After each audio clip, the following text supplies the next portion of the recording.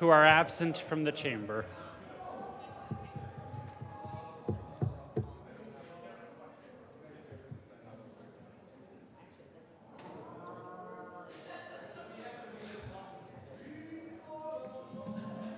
Huh? What? Then we have to do the roll call vote. Kind of like we did yesterday.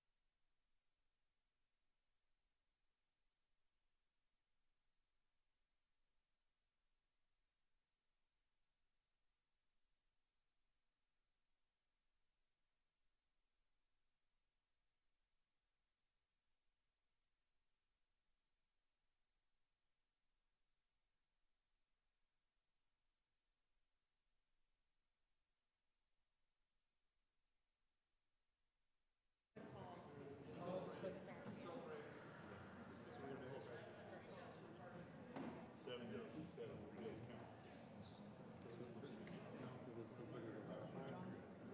you have to do it for roll call. He doesn't even answer his phone. All right, let's raise the call. Start. Okay, nobody raised a call. If they're not here, they're not here. You could do worse. You could do worse.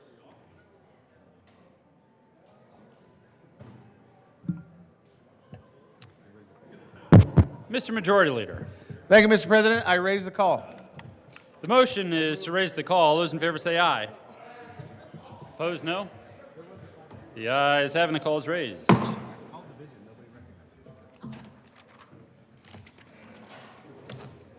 Here we are again.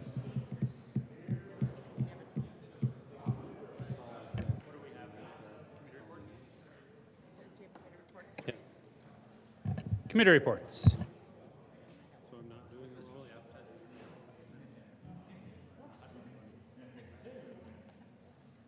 May 1, 2024, Committee on Judiciary, after consideration on the merits, the committee recommends the following. House Bill 1455 be referred to the Committee of the Whole with favorable recommendation and with recommendation to be placed on the consent calendar. House Bill 1135 be referred favorably to the Committee on Appropriations. House Bill 1461 be referred to the Committee of the Whole with favorable recommendation. House Bill 1433 be postponed indefinitely. House Bill 1432 be referred favorably to the Committee on Appropriations. House Bill Committee on State, Veterans, and Military Affairs. After consideration on the merits, the committee recommends the following. House Bill 1451 be referred to the Committee of the Whole with favorable recommendation. House Bill 1296 be postponed indefinitely. House Bill 1442 be referred to the Committee of the Whole with favorable recommendation and with a recommendation that it be placed on the consent calendar. House Bill 1283 be referred favorably to the Committee on Appropriations. House Bill 1059 be amended as follows and is so amended be referred to the Committee on Appropriations with favorable recommendation. House Bill 1371 be amended as follows and is so amended be referred to the Committee on Appropriations with favorable recommendation.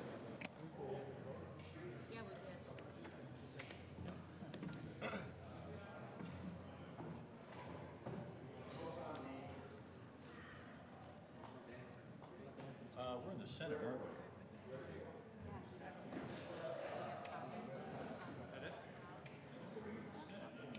We just need to take a few minutes. You want me to make an announcement? Yeah.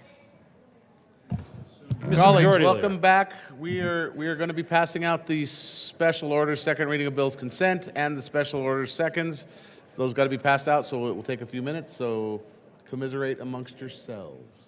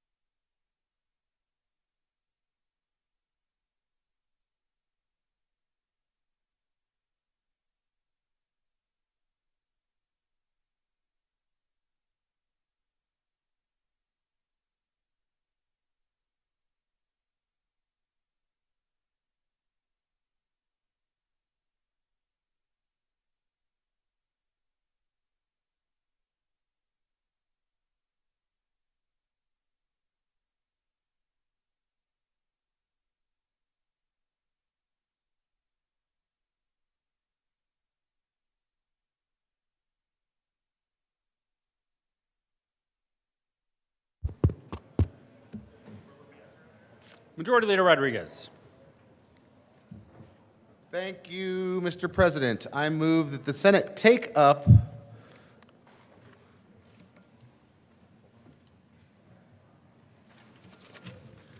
on special orders, second reading of bills, Senate Bill 141, consent calendar, Senate Bill 141, Senate Bill 220, Senate Bill 224, House Bill 1050, House Bill 1278, House Bill 1327, House Bill 1440, and House Bill 1445, and the associated committee reports at the hour of 1:56. The motion is that the Senate take up those bills mentioned on special orders consent at the hour of 1:56 p.m. All those in favor say aye. Opposed, no. The ayes have it. The motion is adopted. The Senate will take up those bills mentioned on special orders consent at the hour of 1:56. Special orders, second reading of bills, consent calendar, Senator Bridges. Thank you, Mr. President. I move the Senate resolve itself to the Committee of the Whole for consideration of special orders, second reading of bills, consent calendar. You have heard the motion. All those in favor say aye. Opposed, no. Motion is adopted. The Senate will resolve itself in the Committee of the Whole for the consideration of the special orders, second reading of bills, consent calendar, and Senator Bridges will take the chair.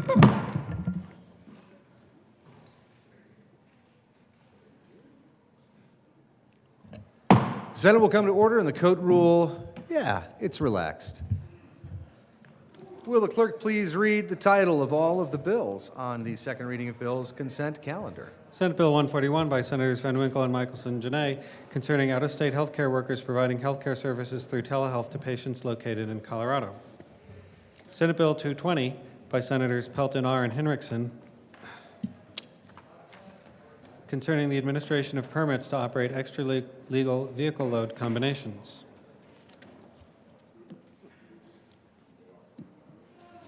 Senate Bill 224 by Senators Bridges and Kirkmeyer and Representatives Byrd and Taggart concerning mechanisms to mitigate the creation of future state technology debt.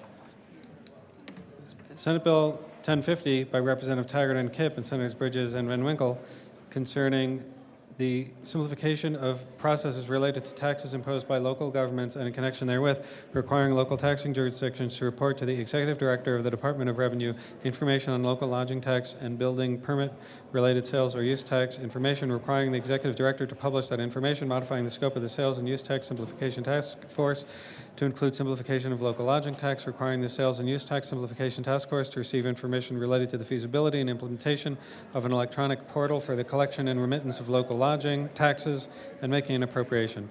House Bill 1278 by Representatives Martinez and Story and Senator Coleman concerning the continuation of the Concurrent Enrollment Advisory Board in connection therewith, implementing the recommendation in the Department of Regulatory Agencies 2023 Sunset Report. House Bill 1327 by Representatives Bradley and Duran and Senator Malka concerning the continuation of the regulation of physical therapy practice and in connection therewith, implementing the recommendations contained in the 2023 Sunset Report by the Department of Regulatory Agencies. House Bill 1440 by Representative Velasco and Senator Gonzalez concerning requirements for property and casualty insurers offering insurance policies in the state to provide certain documents to their insureds. House Bill 1445 by Representatives Bacon and Armagost and Senators Gardner and Gonzalez concerning measures related to supervision conditions. Mr. Majority Leader. Thank you, Mr. Chair. I move for passage of all the bills on second reading of bills consent calendar and the associated committee reports, which are Senate Bill 141 and the appropriations report, Senate Bill 220 and the transportation and energy report, Senate Bill 224 and the appropriations report, House Bill 1050, House Bill 1278, House Bill 1327, House Bill 1440, and House Bill 1445. Seeing no discussion on the committee report, the question before us is the adoption of all of those reports. All those in favor say aye. Opposed, no. Ayes have it, and those committee reports are adopted. And seeing no discussion of any of the bills on the consent calendar, the question before us is the adoption of all of the bills that have been read to you now twice. All those in favor say aye. Aye. Opposed, no. Ayes have it, those bills are all adopted. Mr. Majority Leader. Thank you, Mr. Chair. I move the committee rise and report. The motion is for the committee to rise and report. All those in favor say aye. All those opposed? No. The aye has it, and we will rise and report. Sorry, back to work, Mr. President.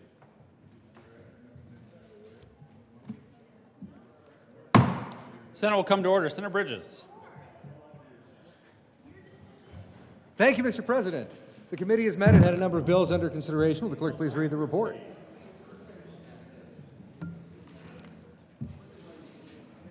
May 1, 2024, Mr. President, your committee of the whole begs leave to report as had under consideration the following attached bills, being the second reading thereof, and makes the following recommendations thereon. Senate Bill 141 is amended, Senate Bill 220 is amended, Senate Bill 224 is amended, passed on second reading and ordered engrossed and placed on the calendar for third reading and final passage. House Bill 1050, House Bill 1278, House Bill 1327, House Bill 1440, House Bill 1445, passed on second reading and ordered revised and placed on the calendar for third reading and final passage. Senator Bridges. Thank you, Mr. President. Now that all senators are properly attired, I move the report. The motion is the adoption of the committee of the whole report. Are there any no votes? With a vote of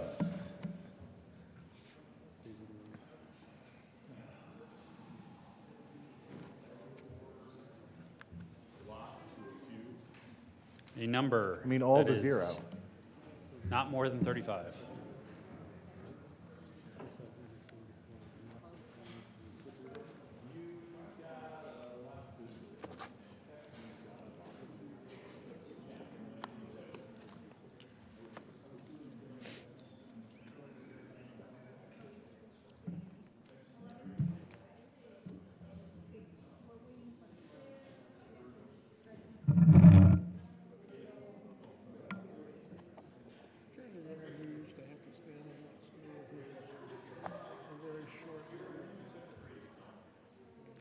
Alacrity.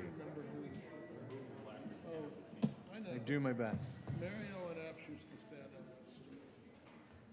She was about 5 feet even. But she doesn't. The woman's quite frankly powerful enough without a stool. We're just talking about how powerful you are. Most powerful member of the Senate.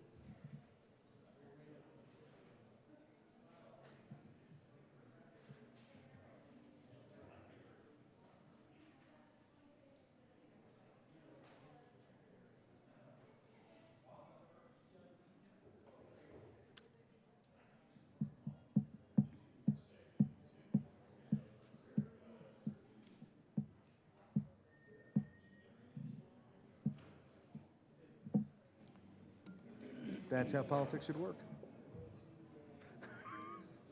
With a little Members of the Joint Technology Committee will be fined $5. Mr. President. With a vote of 35 ayes, 0 no, 0 absent, 0 excused, committee of the whole report is adopted. Senate Bill 141 is amended, Senate Bill 220 is amended, Senate Bill 224 is amended, passed on second reading and order engrossed, placed on the calendar for third reading and final passage. House Bills 1050, 1278, 1327, 1440, 1445, passed on second reading and order revised, placed on the calendar for third reading and final passage. Committee reports. May 1, 2024, Committee on Health and Human Services, after consideration on the merits of committee recommends the following. Senate Bill 211 be postponed indefinitely. Senate Bill 221 be amended as follows, and is so amended, be referred to the Committee on Appropriations with favorable recommendation. House Bill 1115 be referred favorably to the Committee on Appropriations. House Bill 1322 be referred favorably to the Committee on Appropriations. Mr. Majority Leader. Thank you, Mr. President. I move that the Senate take up on special order second reading of bills, Senate Bill 13, Senate Bill 55, Senate Bill 130, Senate Bill 136, Senate Bill 153, Senate Bill 205, Senate Bill 216, House Bill 1009, House Bill 1010, House Bill 1063, House Bill 1152, House Bill 1175, House Bill 1230, House Bill 1270, House Bill 1286, House Bill 1304, House Bill 1331, House Bill 1350, House Bill 1372, House Bill 1368, House Bill 1381, House Bill 1438, House Bill 1443 at the hour of 2:05. The motion is that the Senate take up all of those bills listed by the Majority Leader on special orders at the hour of 2:05 p.m. All those in favor say aye. Aye. Opposed, no. The ayes have it, the motion is adopted. The Senate will take up those bills on special orders at the hour of 2:05 p.m. Special orders, second reading of bills, Senator Bridges. Thank you, Mr. President. I will point out the Joint Technology Committee has oversight over all of governmental items.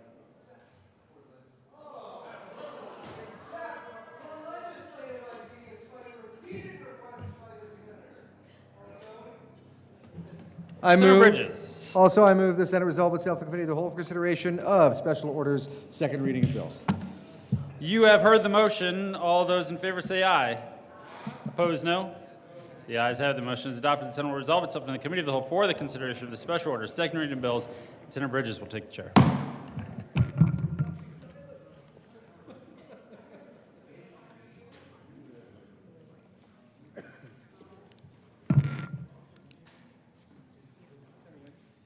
Paul. The committee will come to order, and the code rule is relaxed for everyone up in Just the here. ones with your name on it. Mr. Majority Leader. Thank you, Mr. Chair. Before we proceed, I move to lay over Senate Bill 130, Senate Bill 205, House Bill 1010, and House Bill 1230 until tomorrow, May the 2nd. The motion is to lay over Senate Bill 130, Senate Bill 205, House Bill 1010, and House Bill 1230 to tomorrow.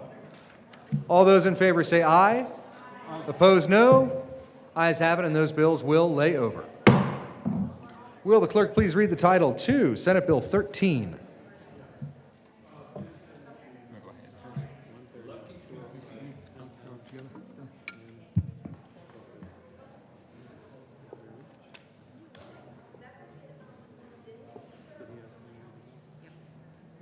Senate Bill 13 by Senators Gardner and Henriksen and Representative McLaughlin concerning the compensation of attorneys working in the office of a district attorney. Senator Gardner. Thank you, Mr. Chair. I move Senate Bill 13 and the Appropriations Committee report. To the Appropriations Committee report. Thank you, Mr. Chair. Members, in Appropriations, we set the effective date of this out. It will become effective in 2 years, but it's important we pass it this year. It's the DA's salary bill, and it needs to go into effect prior to election of DAs so that it can then come into effect during their term. We ask for an aye vote on the Appropriations Committee report. Seeing no further discussion, the question before us is the adoption of the Appropriations Committee report. All those in favor say aye. Aye. Opposed, no. Ayes have it. The Appropriations Committee report is adopted. To the bill, any discussion? Senator Henriksen. Thank you, Mr. Chair. This bill is important. We know throughout the state, and especially in rural areas of the state, for highly qualified, highly educated professionals in all spheres, we have a struggle to recruit and to retain. We see that in the medical field. We see that in the legal field. And the shortage that we have, driven in part by entirely uncompetitive salaries and benefits for DAs and attorneys in their departments, has made this a significant problem in the DA's offices throughout the rural areas of our state. We're seeing this really significantly in southern Colorado. This bill is about bringing competency in this legal field to our rural areas of the state, having competence in those offices, being able to recruit and retain competence in those offices ensures justice for victims. It ensures a better administration of justice for the accused. It is better for the entire justice system writ large, and I ask for your support for Senate Bill 13. Is there any other discussion? Seeing none, the question before us is the adoption of Senate Bill 13. All those in favor say aye. Aye. Opposed, no. Ayes have it. Senate Bill 13 is adopted. Will the clerk please read the title of Senate Bill 55? Senate Bill 55 by Senators Marchman and Will and Representatives Lukens and Hartsock concerning supporting the behavioral health care of individuals involved in agriculture. I got it. Senator Marchman. Thank you, Mr. Chair. I move SB 55 as well as the Health and Human Services Committee report and the Appropriations Committee report. To the HHS report, is there any discussion?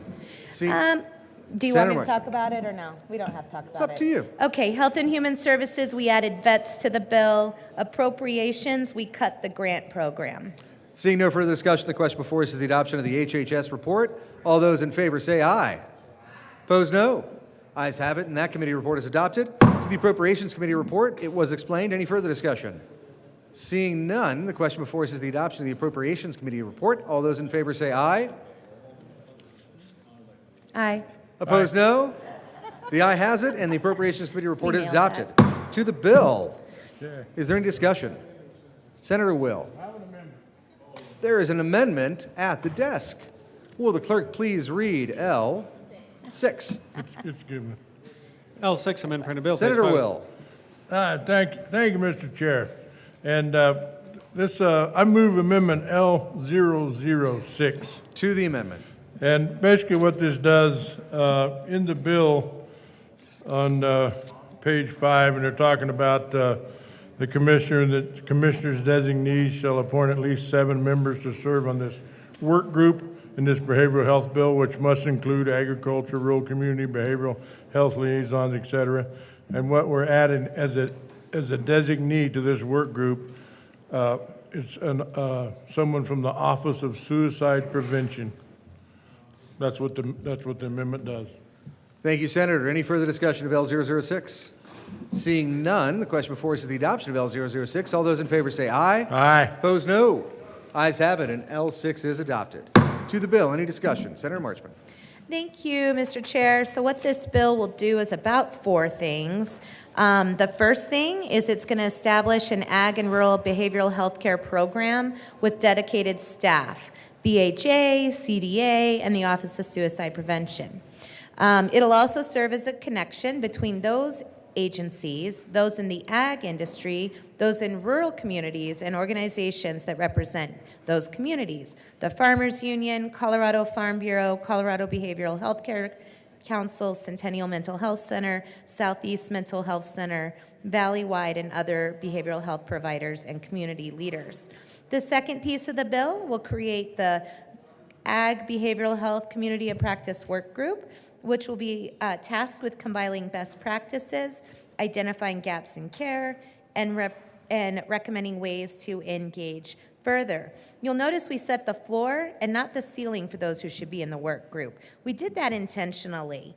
We've determined who needs to be included in the floor, but we want to make sure that organizations and individuals that we might not have thought of or that might come up later can be added.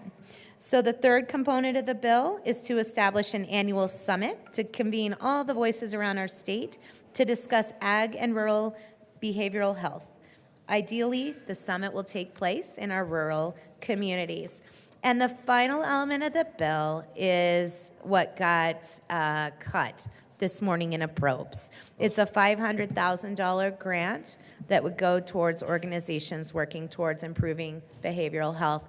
When we added the amendment in approbes, we did so with a may instead of a shall. So given, the conditions are right and the department can give some money to the grant, we're ready for that. But it makes it not a mandate. So with that, I'm really excited to be running this bill with my co-prime and on behalf of farmers and ranchers across the state. Urge your aye vote. Senator Will. And thank you. My co-prime, the good senator from Loveland, covered it really well. I just have to say that I'm really proud of this bill. It's a great bill. I think everyone understands the statistics that are happening in our rural and our ag communities and suicide rates. And anything we can do to help that and help those communities is a great thing. And this bill is a great step forward. And I'd urge an aye vote. Is there any further? Senator Pelton. Thank you, Mr. Chair. I want to thank both the sponsors for this bill. This bill has been talked about a lot in my community, and if you have a chance to listen to it, the ProAg podcast, and it comes from Rachel Gable and Jason Santamasso. They do a really good job on that thing, talking about mental health and behavioral health and bringing awareness to the ag community on what we deal with all the time. I'll give you a perfect example. You've heard me talk about it before, but during COVID, when everything got shut down, we had 12 youth suicides in a 10-county region, which Centennial Mental Health takes care of, which is part of this bill. We really appreciate that. And it was just a time of isolation and a hard time for our kids out in rural Colorado. Our services and our resources are lacking. And I really appreciate that Senate Bill 55 is bringing that awareness to not only the Eastern Plains, but all of Colorado. Our ag producers go through a lot when they are out there working the fields and tending to cattle and everything that they do, and the stress is very high, especially right now with everything going up, fuel prices, interest rates, making it really hard to do our jobs. And some of our guys have a really tough time with dealing with this. So I so much appreciate the sponsors bringing this forward. This is going to be a big help to our communities. I appreciate it very much, and I ask for an aye vote on Senate Bill 55. Thank you, Senator Pelton. Any further discussion of Senate Bill 55? Senator Roberts. Thank you, Mr. Chair. I couldn't let this bill pass without coming up and thanking the good senator from Loveland and the good senator from Newcastle for their work on it, and everybody that has worked so hard on this program. I'm very happy to see this bill moving. I just thought, colleagues, this doesn't happen very often where constituents email you out of the blue kind of about bills that are a little bit under the radar. It's certainly not a form email. I just wanted to share a constituent yesterday emailed from Jackson County in my district, which is very far north, very remote, very rural and frontier, about a suicide that happened in that community on Monday. A gentleman who is involved in agriculture leaves behind 2 young kids and a wife. And she specifically said, we have to pass this bill because that cannot continue to happen. It is incredibly tragic. The unique needs that folks in rural communities and that work in the agriculture industry have in the behavioral health space are real. And this is such an important piece of legislation to recognize that they need specific treatment, specific resources. This bill is a start, and I hope in future years we can grow this program even more because the need will certainly not go away anytime soon. So thank you to the sponsors for your work on this. Any further discussion? Seeing none, the question before us is the adoption of Senate Bill 55. All those in favor say aye. Aye. Opposed, no. Ayes overwhelmingly have it. Congratulations, Senate Bill 55 is adopted. Will the clerk please read oaths? Mr. Majority Leader. Thank you, Mr. Chair. I move to lay over Senate Bill 136 on the calendar after Senate Bill 216. The motion is to lay over 136 to after 216. All those in favor say aye. Aye. Opposed, no. Ayes have it. The bill will lay over. Will the clerk please read the title to Senate Bill 153? Senate Bill 153 by Senator Danielson concerning free audio news services for persons who are print disabled. Senator Danielson. Thank you, Mr. Chair. I move Senate Bill 153 and the Business, Labor, and Technology Committee report and the Appropriations Committee report. To the BLT report. Seeing no further discussion, the question before us is the adoption of the BLT report. All those in favor say aye. Aye. Opposed, no. Ayes have it. That report is adopted. To the Appropriations report, any discussion? Seeing none, the question before us is the adoption of that report. All those in favor say aye. Aye. Opposed, no. Ayes have it. That report is adopted. To the bill, is there any discussion? Senator Danielson. Thank you, Mr. Chair. Colleagues, this is a really simple bill that provides the basic and necessary funding so blind and print-disabled Coloradans can access the news. There are currently 2 programs serving the community, the NFB Newsline program and After Sight's radio news service. This is how people need to access the news if they're blind or print-disabled, and I strongly urge an aye vote and appreciate your support today. Thank you. Seeing no further discussion, the question before us is the adoption of Senate Bill 153. All those in favor say aye. Aye. Opposed, no. Ayes have it, and that bill is adopted. Will the clerk please read the title to Senate Bill 216? Senate Bill 216 by Senators Cutter and Michelson-Janay and Representative Joseph concerning standards that public libraries are required to include in policies regarding library resources. Senator Michelson-Janay. Go ahead. Senator Cutter.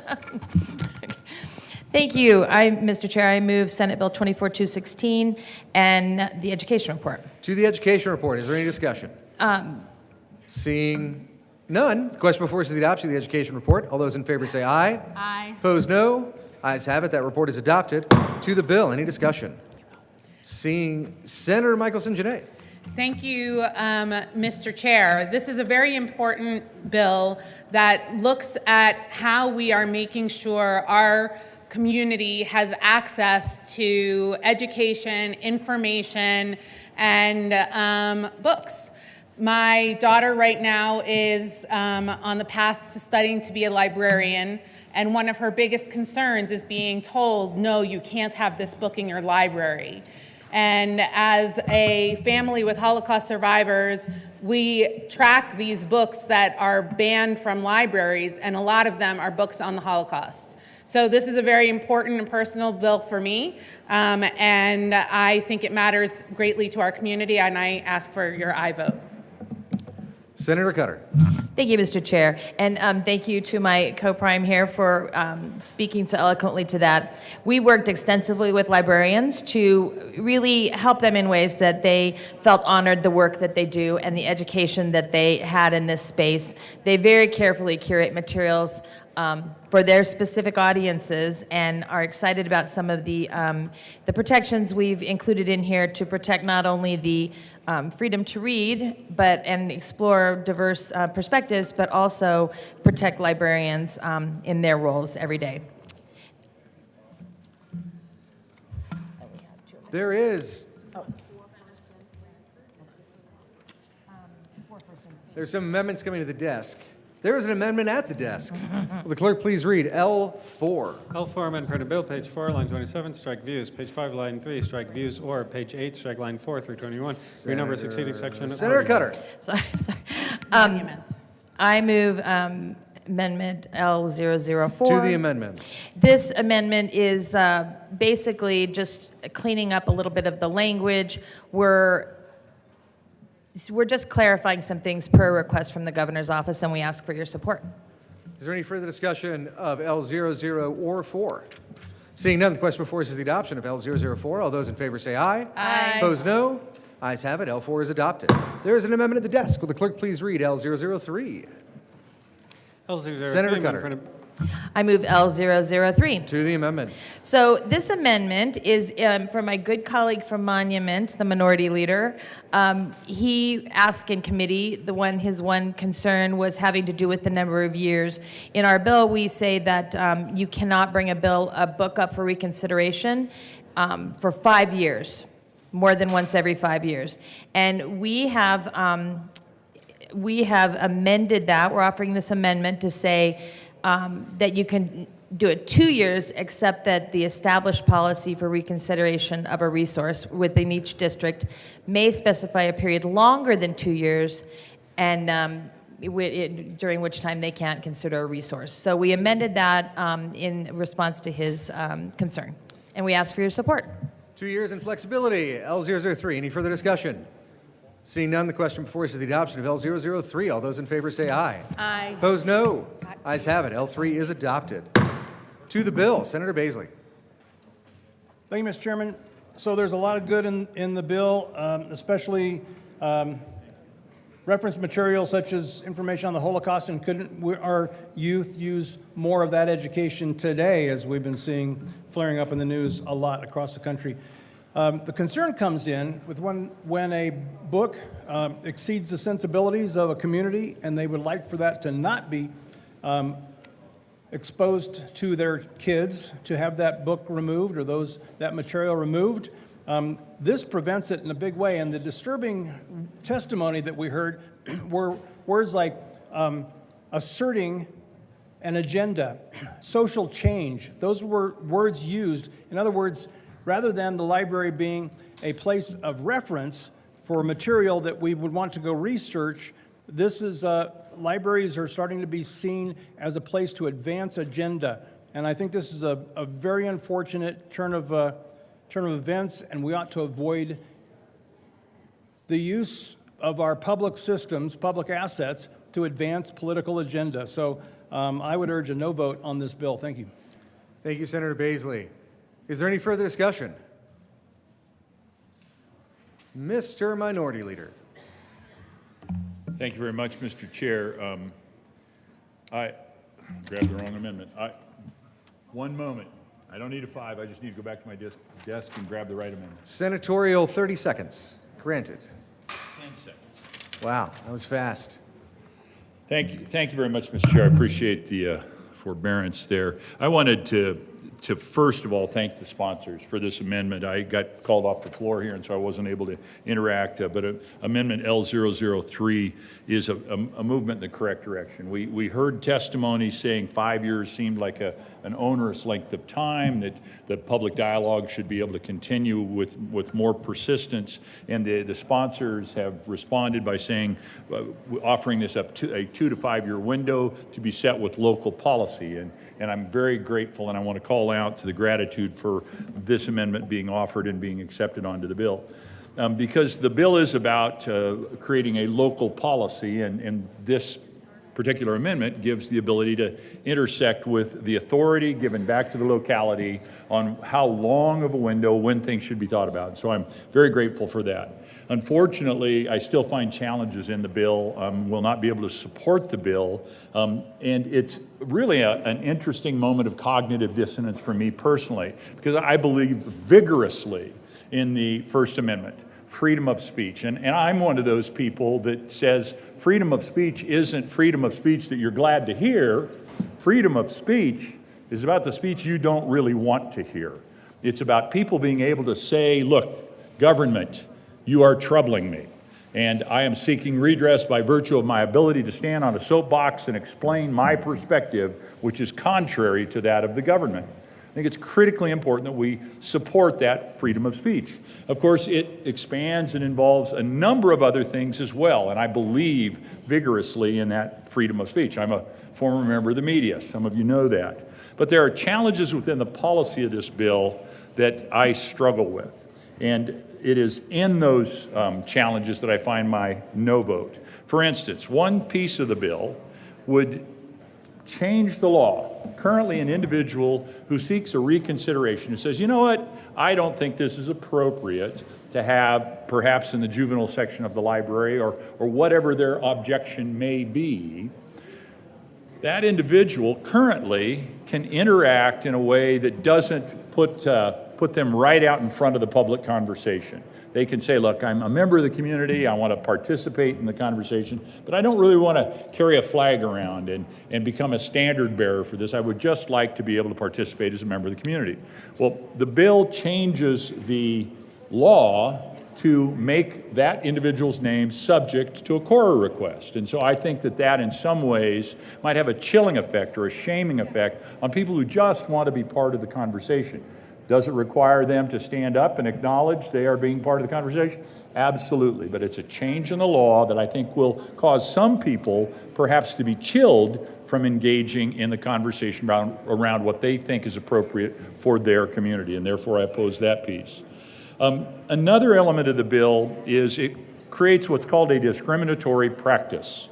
The bill says it is a discriminatory practice and unlawful for any person to discriminate against any individual or group in the acquisition, retention, so this I'm tracking right along with the bill here, display, which is my challenge, and I'll come back to explaining why that's a challenge, use or reconsideration of a library resource or in the use of a public library facility. The challenge here, I believe this is too broad. I think the language here puts us in a spot where we'll say, and you heard one of my colleagues say they're concerned about this being libraries becoming a place for activism, for becoming a place for establishing a narrative, for becoming a place where you are actually pushing a specific agenda and ideology, which is contrary to my experience of a library. Libraries for me were always about reading from the great books, reading from research manuals, finding reference. I'm old enough to remember when you couldn't get the answer to every question you had on your device, on the internet. I actually remember going to the reference section of the library, which was under a special code of conduct and special requirements. You could not take a reference book out of the library. You had to sit and read and make your notes out of what you were reading. So it was a place where we went to gather information, which is very different than what we're experiencing now, where it's becoming a place where specific ideas and ideologies and agendas are perhaps being driven. So, back to display. My challenge is this. I think there are some things, many things, that are completely appropriate for adults to engage in a viable and sometimes frictional discussion about. That's what adults do. And we should be able to do it in a respectful and honest and even-tempered way. I'm one of those who comes from a tradition that says, speak the truth in love. And so we should be able to have those difficult conversations. The challenge is, it's discriminatory if we say, you know what, that display that was about human sexuality in these very specific ways, that was visible for everybody when they walked in the front door of the library, gosh, I don't know if that's appropriate for all the patrons of the library. We probably shouldn't allow for that. But this bill would make it a discriminatory practice for me to say, don't do that. Please, please don't do that.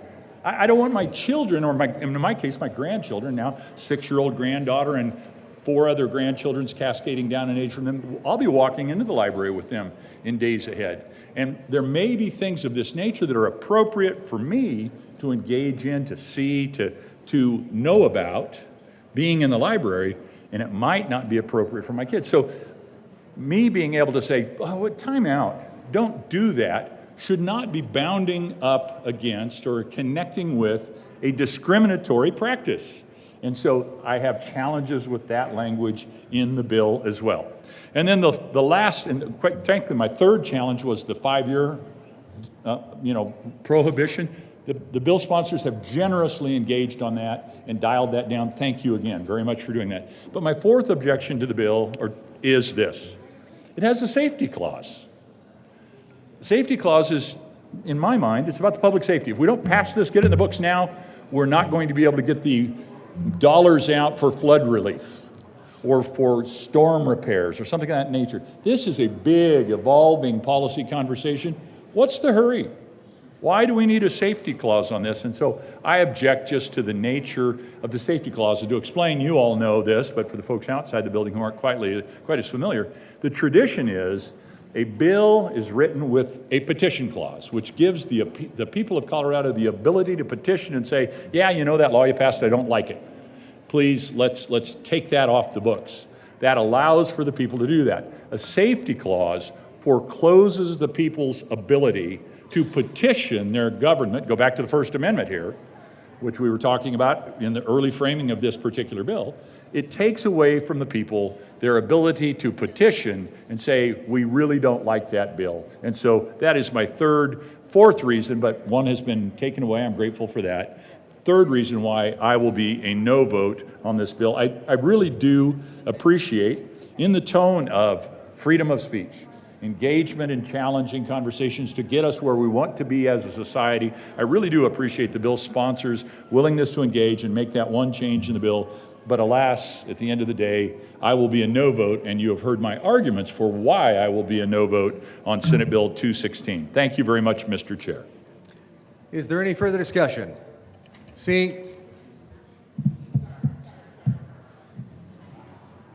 Senator, just a quick note to everybody. I do not have great vision. If you would like to speak on a bill, please be in the well and raise your hand so that I can see you. Because again, these eyes have seen a lot of love, but they're never going to see another. Senator Fields. Thank you, Mr. Chair, and I will be much more disciplined and make sure that I'm up here so you can see me. Members, I'm urging an aye vote on this bill simply because we have a problem in Colorado. I don't know if you've seen our proficiency levels as it relates to reading. Our kids aren't at the level that they should be in reading. And yet we have folks up here wanting to censor and ban exposure to books, when we should be encouraging young people to read. We need to open up the gates of all of our libraries and making sure that our kids have access to reading materials. Members, vote yes on this bill. Thank you, Senator Fields. Any further discussion? Seeing none, the question before us is the adoption of Senate Bill 216. All those in favor say aye. Opposed, no. Ayes have it, and Senate Bill 216 is adopted. Will the clerk please read the title to Senate Bill 136? Senate Bill 136 by Senator Gardner, concerning the Uniform Guardianship, Conservatorship, and Other Protective Arrangements Act. Senator Gardner. Thank you, Mr. Chair. I move Senate Bill 136 and the Appropriations Committee report. And the Judiciary Committee report? And the Judiciary Committee report. Excellent. To the Judiciary Committee report. Any discussion? Thank you, Mr. Chair. Members, this is the Uniform Guardianship and Conservatorship Act. In Judiciary, we made some technical changes conforming to Colorado law, and we ask for an aye vote on Judiciary Committee report. Seeing no further discussion, the question before us is the adoption of the Judiciary Committee report. All those in favor say aye. Opposed, no. Ayes have it, and that report is adopted. To the Appropriations report. Any Thank you, discussion? Mr. Senator Chair. Gardner. In Appropriations, we delayed the implementation date of what is a 200-page, fairly substantial change in guardianship and conservatorship law to modernize it. We'll talk about that some more. This was to deal with the fiscal implications of that, and we ask for an aye vote. Seeing no further discussion, the question before us is the adoption of the Appropriations Committee report. All those in favor say aye. Aye. Opposed, no. Ayes have it, and the Appropriations Committee report is adopted. To the bill, Senator Gardner. Thank you, members. Members, this is, as I said, the Uniform Guardianship and Conservatorship and Other Protective Arrangements Bill. It is an important bill changing what is necessary and important in guardianship in the 21st century. It is more in the way of consideration and protection of those who are under protected arrangements and giving them more due process and ensuring that we have minimum protective arrangements and that things aren't as they have been in years past, which is very binary. You're either under a guardianship or you're not. We ask for your support for Senate Bill 136. Senator Janal. Thank you, Mr. Chair. And I am honored to co-prime sponsor this bill. This comes from a very personal space for me. And that's why I asked the good senator, the simple country lawyer from Colorado Springs, if I could co-prime. If I had this bill in the 1990s when I was dealing with issues involving my mother and guardianship, it would have helped tremendously change her life, our family's life. But this bill does is it ensures that there's less reactive alternatives, stronger protections, greater independence, upholds the rights of individuals subject to guardianship. You know, there's a lot of outdated laws. They still haven't changed, even since when I went through something very personal in this arena. My mom really didn't have rights to say what she wanted. So this promotes more independence by encouraging the use of protective arrangements and less restrictive alternatives. Actually, it's person-centered, not guardian or court-centered. It protects visitation and communication rights for individuals, and it ensures a guardian cannot arbitrarily prevent communication or even exploit vulnerable individuals. As I said, this is a very personal bill to me, and sometimes you are in a family that you think is doing just great and everything is fine, and then all of a sudden is flipped onto its head. And a bill like Senate Bill 136, I believe in the future will help a lot of families going through situations with elder parents, minors, and people with disabilities, and I ask for an aye vote. Thank you, Senator. There is an amendment at the desk. Will the clerk please read L017? L017, amendment Senator to bill Gardner. page. Thank you, Mr. Chair. I move L017. To the amendment. Members, Because this is such a major change and because it is happening all across the country, there are federal grant funds and perhaps other grant funds available to assist in the implementation and to assist those agencies that are helping those under guardianship and conservatorship with that. So this is a gifts, grants, and donations clause just to permit the acceptance of those. We ask for an aye vote. Is there any further discussion of L17? Seeing none, the question before us is the adoption of L17. All those in favor say aye. Aye. Opposed, no. Ayes have it. L17 is adopted. There is another amendment at the desk. Will the clerk please read L19? L19,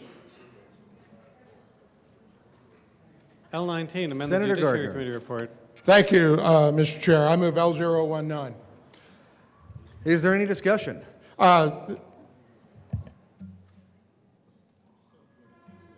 Yes, Senator Gardner, continue. Is there any discussion?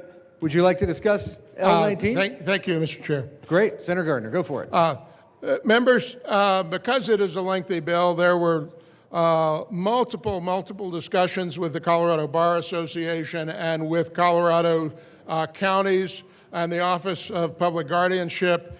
This amendment, which is extensive, represents the agreements, changes, and refinements made with those groups and other stakeholders. And what is, it's a lengthy amendment, but what is a 212-page bill, we ask for an aye vote. Seeing no further discussion of L19, the question before us is the adoption of L19. All those in favor say aye. Aye. Opposed, no. The smattering of ayes have it, and L19 is adopted. To the bill, is there any further discussion? No further discussion, we ask for an aye vote. Thank you very much, Senator Gardner and Janal. The question before us is the adoption of Senate Bill 136. All those in favor say aye. Aye. Opposed, no. Ayes have it, and that bill is adopted. And on behalf of a bunch of my constituents, thank you both, Senators. Will the clerk please read the title to House Bill 1009? House Bill 1009 by Representatives Joseph and McLaughlin and Senators Janal and Rich, concerning requiring the Department of Early Childhood to provide child care licensing resources in prevalent languages and in connection therewith making an appropriation. Senator Rich. Thank you, Mr. Chair. I move House Bill 24-1009.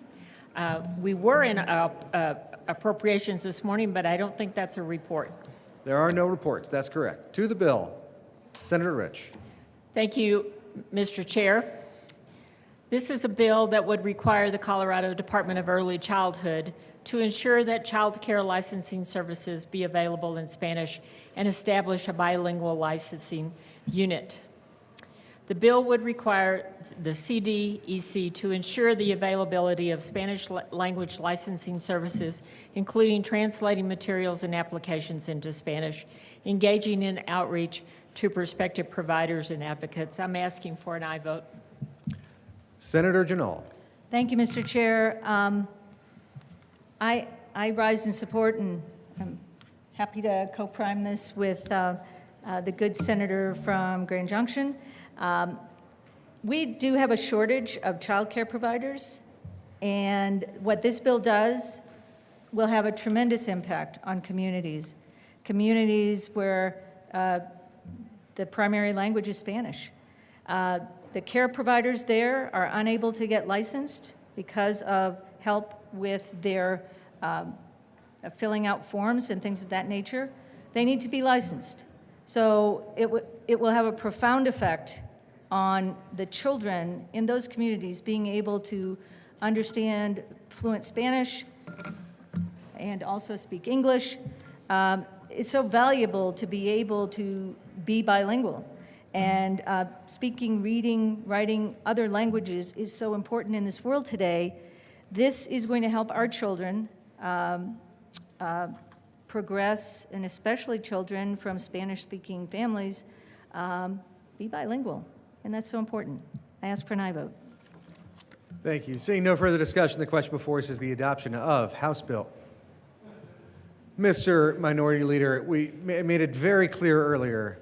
Please be in the well if you would like to speak. Mr. Chair, I was less than The question before us is Mr. Minority Leader. I rise in support of House Bill 1009. And I'm going to spend a couple minutes making sure that we get the legislative declaration or the legislative intent tuned up. This bill is very helpful.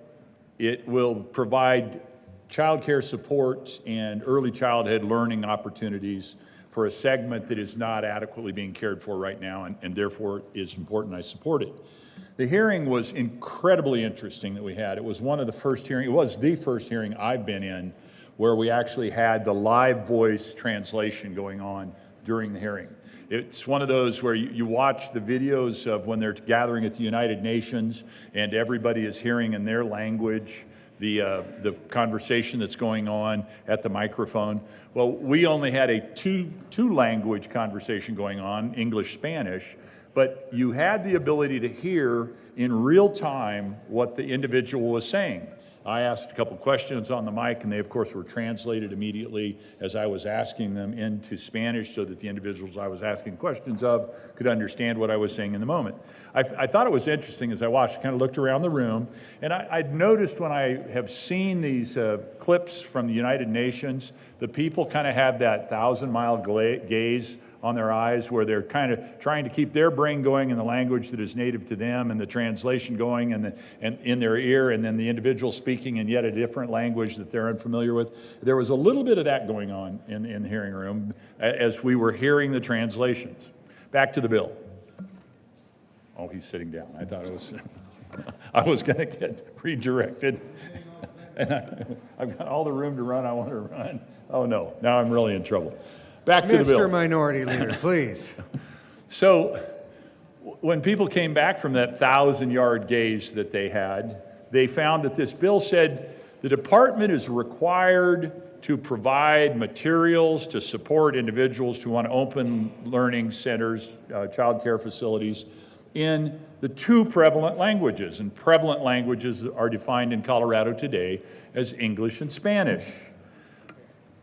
But the bill also goes on beyond that, and it says the department may provide essential resources in additional languages as needed in order to meet the needs of Colorado communities subject to available appropriations. So I asked the folks from the department, well, are you working on yet a third language and a fourth language perhaps? And they said, yes, we are. We're trying to figure out how we can support that. Of course, it's subject to available appropriation. Money's always scarce around here, even though we have a $40.7 billion budget and $27 billion in enterprises running around out there. You know, almost $70 billion. We still seem to be scarce on money. Don't quite know how that happens. Anyway, subject to available appropriations. They said, yes, we are working on that. So, to Lundine's point on this, yes on the bill, and here's for the legislative intent, at least from the perspective of this legislator who will be voting yes. We will spend billions of dollars of those $70 billion we spend in enterprises and state budget. We will spend $1 billion or more in our K-12 system with what's called English language learning, English language acquisition. And so my perspective is it's critically important that as we support these communities, we support them in a way that they don't become silos that are separate from, distinct from, and not in alignment with the K-12 effort to provide English language acquisition skills for the students in the K-12 environment. Now, preschool kids, little kids, are like sponges. We all know that we are designed and blessed.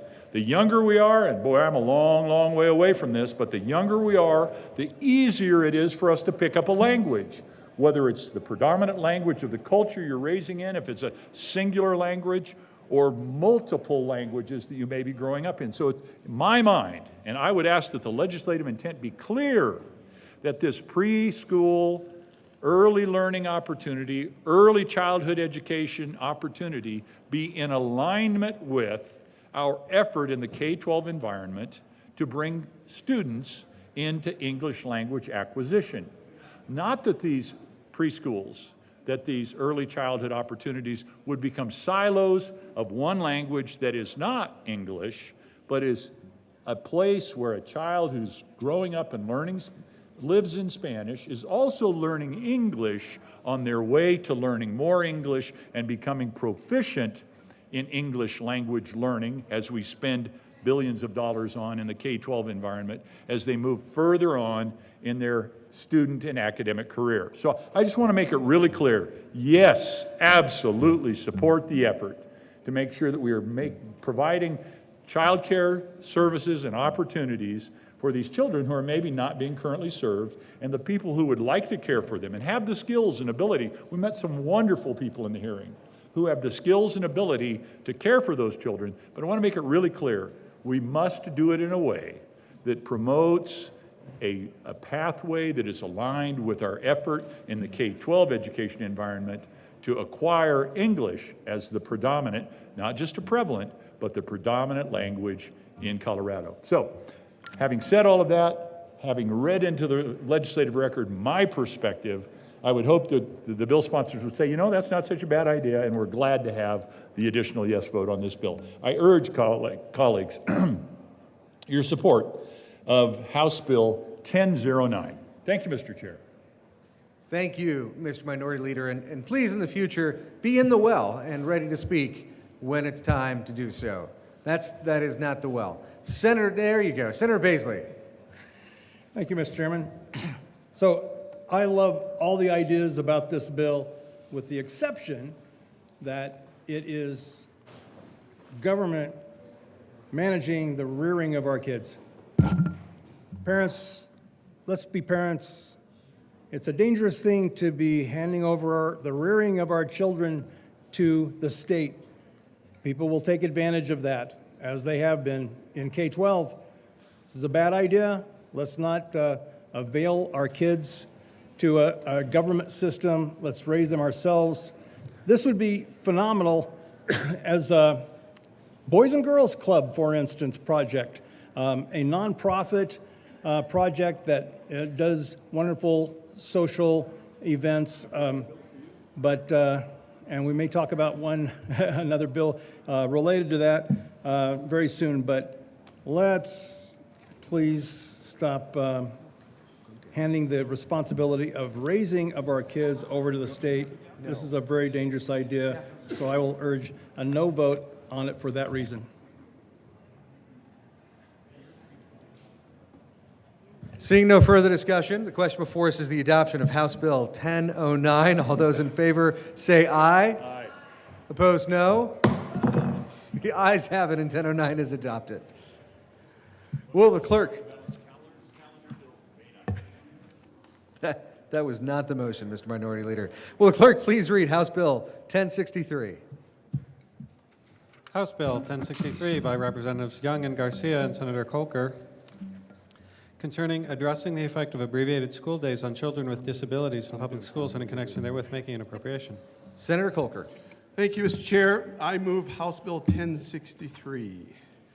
Would you like to move the Education Committee report as well? And the Education Committee report. Excellent. Is there any discussion of the Education Committee report? No, there's not. Seeing none, the question before us is the adoption of the Education Committee report. All those in favor say aye. Aye. Opposed, no. Ayes have it, and the Education Committee report is adopted. To the bill, any discussion? Senator Kolker. Thank you, Mr. Chair. I appreciate the time to talk about 1063. 1063 is a great bill. It's come over from the House. It's to address some problems that we've had in dealing with children with disabilities and how much time they get in school. Children with disabilities are being removed from school in a variety of ways that are preventing them from regularly attending a full day of school. These removals are not captured in current data reporting. They are not considered official suspensions, expulsions, or other disciplinary measures. Here are some examples. The repeated or long-term use of a shortened schedule because of behaviors related to a child's disability. In these instances, a child may be only allowed to come in for an hour or two a day. Sending children home early for school repeatedly because of behaviors related to a child's disability. These removals usually involve so-called calling a parent to pick up their child from school on a regular basis. Placing children on a homebound instruction with little to no in-person instruction because of behaviors related to a child's disability. Colleagues, these disabilities typically have what's called an IEP, an individualized education plan. This is a legal document. And in this IEP, it says what are the modifications, what are the strategies, are we going to structure this child with a disability, what their education, how it's going to look. Sometimes these IEPs aren't followed, even though it's a legal document. And this is a problem that we're trying to address with this bill. Senator Kirkmeyer. Thank you, Mr. Chair. And this bill proposes a solution. This bill proposes additional protections for families to ensure their rights are upheld if their child is not allowed a full day of school. This will be done through ensuring parents receive proper notice, including their right to consent, their right to revoke consent, or oppose a shortened school day for their child. It should be up to the parent whether or not they have a shortened school day for their child.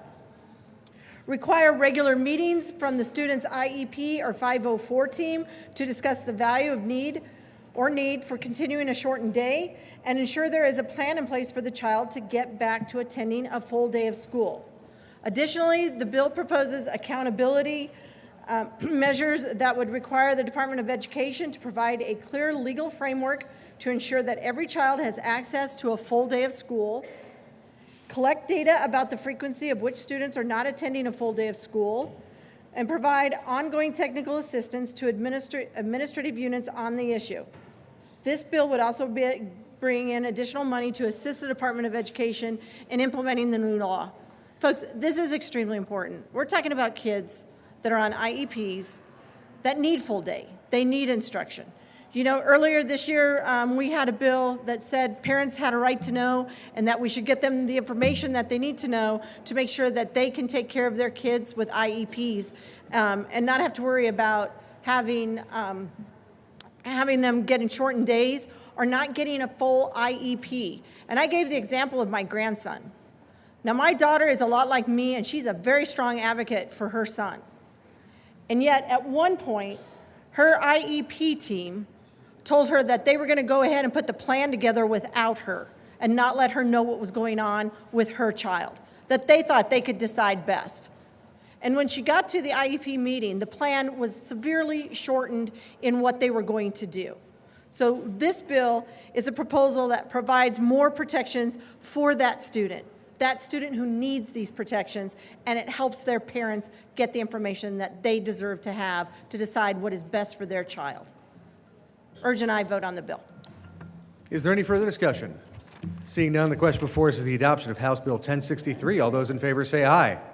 Opposed, no.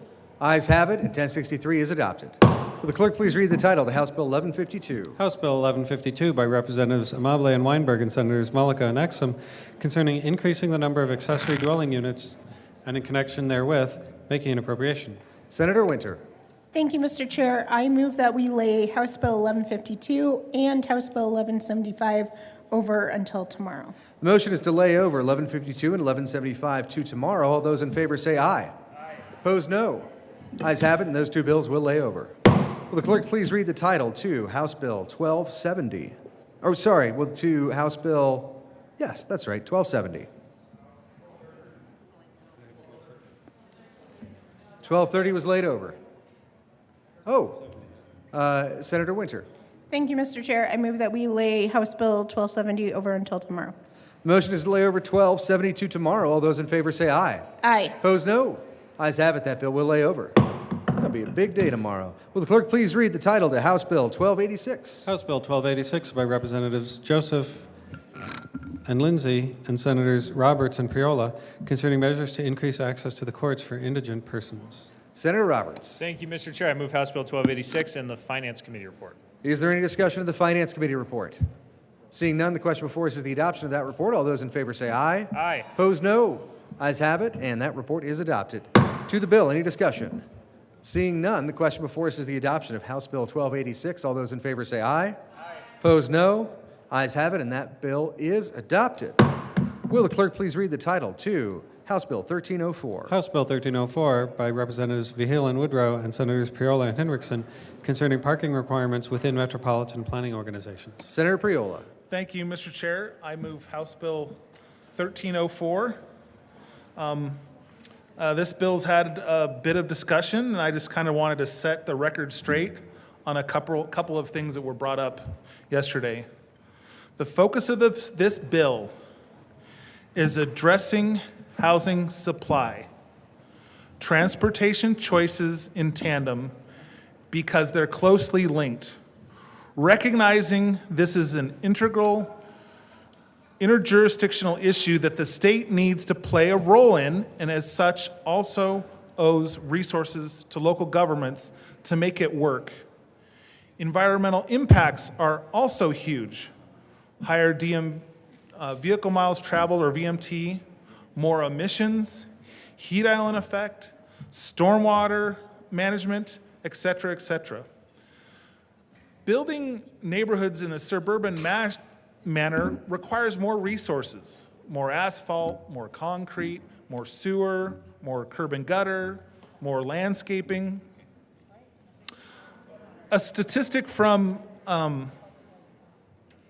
believe it was from RTD, stated that 52% of low-income households near transit sites don't own a vehicle, yet most municipalities mandate 1.5 to 2.5 parking spaces. I saw some statistic the other day that said near transit locations, half the parking spaces are usually vacant because folks, by definition, who live close to transit stations make an affirmative choice, a free market choice to live next to transit and not necessarily own a car, because as a father of 4, owning cars is expensive. It requires a lot of maintenance. It requires oil changes. It requires father making sure there's washer fluid in everyone's car.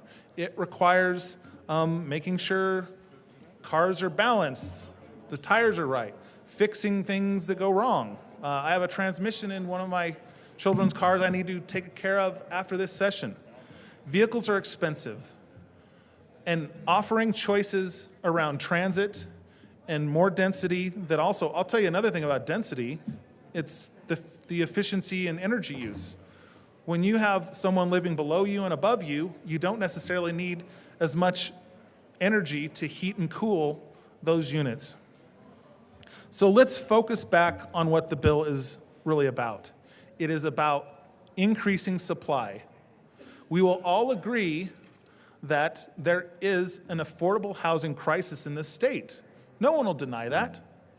Not a single one of us. But will we say there's a parking shortage in the state of Colorado? Our constituents are saying, do something about it. I can't find a place to park. I need more parking. No, they're not saying that. They're saying, I've heard stories of people saying, I can't afford a place to live, so I have to live in an RV and park. That is not a solution we should be willing to settle for. By freeing up excess land and deferring costs that currently now, I've seen statistics from $9,000 to $50,000, the cost of per parking space. I've had to pay for asphalt and fixing and maintaining asphalt. Asphalt is not free or cheap. It's expensive, especially with construction materials going up in the last 4 to 5 years. There's no free lunch here. If we really want to be serious about giving free market options to the public, not everybody is going to want to live near a transit location. And as the bill is amended, this policy specifically will work and mesh with transit-oriented development. I used to not understand this perspective many years ago. But then my wife and I took a couple of trips to Japan to visit an exchange student friend of ours, and it finally clicked. I realized what the Japanese have realized for over 100 years, that rail is more efficient. And there are economic benefits to density. And it works just great. You can get in a car in Japan and drive on the left side of the road like I have. But depending where you're going, it's a bad decision. If you have to go to a rural part of Japan, of course, you'll do it. If you need to go across a major city, it'll take you longer. That's where the Front Range of Colorado is headed.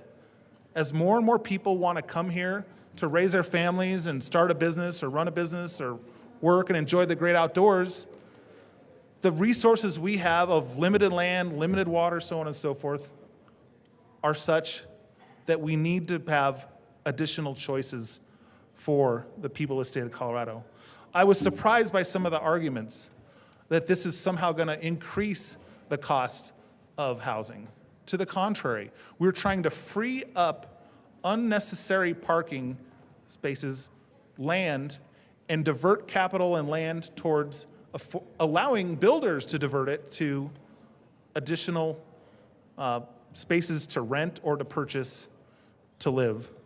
So I know there's going to be a lot of additional debate in this space, but the statistics are clear. And I'll bring you back to the point. We've all heard from our constituents about not enough affordable housing. We have not heard from our constituents about not enough parking. Let's be serious and focus on this issue as we should. Actually read the re-engrossed version of the bill, read the amendments, understand what they do. They narrow the bill towards transit, where densities will follow, and folks looking for a place to live will benefit. I ask for an aye vote on House Bill 1304. I've got Senator Michelson Janae, then Fields, then Minority Leader. So Senator Michelson Janae. There is an amendment at the desk. Will the clerk please read Amendment L39? L39, amend re-engrossed bill, page 8, after line 5, insert adaptive. Senator Michelson Janae. Thank you, Mr. Chair. I move Amendment L28 to House Bill 1304. Excuse me, L39 to House Bill 1304. So moved. To the amendment. This amendment significantly narrows the scope of the bill's applicability. Currently, the bill applies to all areas of an MPO. This amendment limits the applicability within the MPO to development that is adaptive reuse, regulated affordable housing, senior housing, commercial units less than 1,000 square feet, and developments that are within half a mile of a light rail or bus rapid transit stop or a traditional bus route with service at least every 30 minutes during peak hour. This ensures that new developments that go below current parking minimums are specifically tied to the development of low-income and senior housing that we have a critical shortage of, and projects that have realistic transit alternatives. Within Dr. Cog, this shrinks the area of applicability by approximately 58%. By limiting the applicability in this manner, we can ensure that areas not served by frequent transit do not become overburdened by excessive street parking. This will also cohesively increase the efficiency of our urban transit systems while facilitating more affordable housing development. I ask for an aye vote. Senator Henriksen. Thank you, Mr. Chair. Colleagues, I appreciate this amendment. This amendment is the product of several conversations on ensuring that this gets at the areas where this makes the most sense, where it is absolutely more than feasible, and targeting this policy to ensure that it's doing exactly what we expect and want it to do. I ask for an aye vote on this friendly amendment. Is there any further discussion? Seeing none. Oh, yes. Senator Zenzinger. Thank you, Mr. Chair. This looks very similar to an amendment that we discussed yesterday, maybe not entirely, but very similar. But what I want to talk about in particular is line B of this amendment, where it talks about that it would identify the planned frequency and span of service for transit service or specific transit routes, and it also in C, identifies specific transit routes for short-term implementation according to that plan or implementation before blah, blah, blah, blah, blah. Essentially, is that it's trying to narrow it to these particular areas that contain elements of transit. Well, my community has already worked really hard on coming up with a Old Town Arvada parking and transportation demand plan.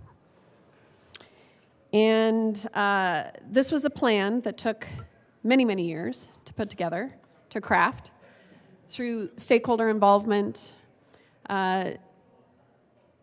many meetings with the city council, with the planning commission, we did a series of charrettes.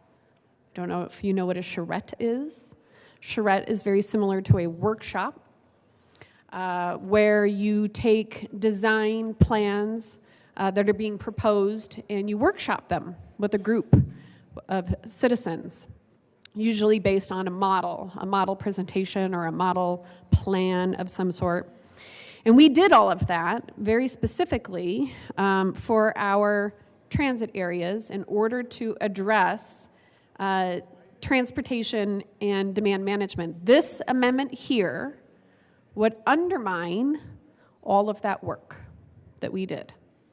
How so? Well, let me tell you a little bit about what we have in our plan and how it contradicts and is impacted or influenced by this amendment. So, first of all, the purpose of our project was to determine what kind of short-term and long-term recommendations that we needed in order to improve parking and transportation in Old Town Arvada specifically. Now, this amendment speaks to an area that is identical to the area that I am speaking about today, which is Old Town Arvada. In our project study, the overall study area for this project, for us, was surrounded by Barbara Ann Drive, which was just, yes, it is 9, just to, I think that is very close to your name, yeah. That was to the south.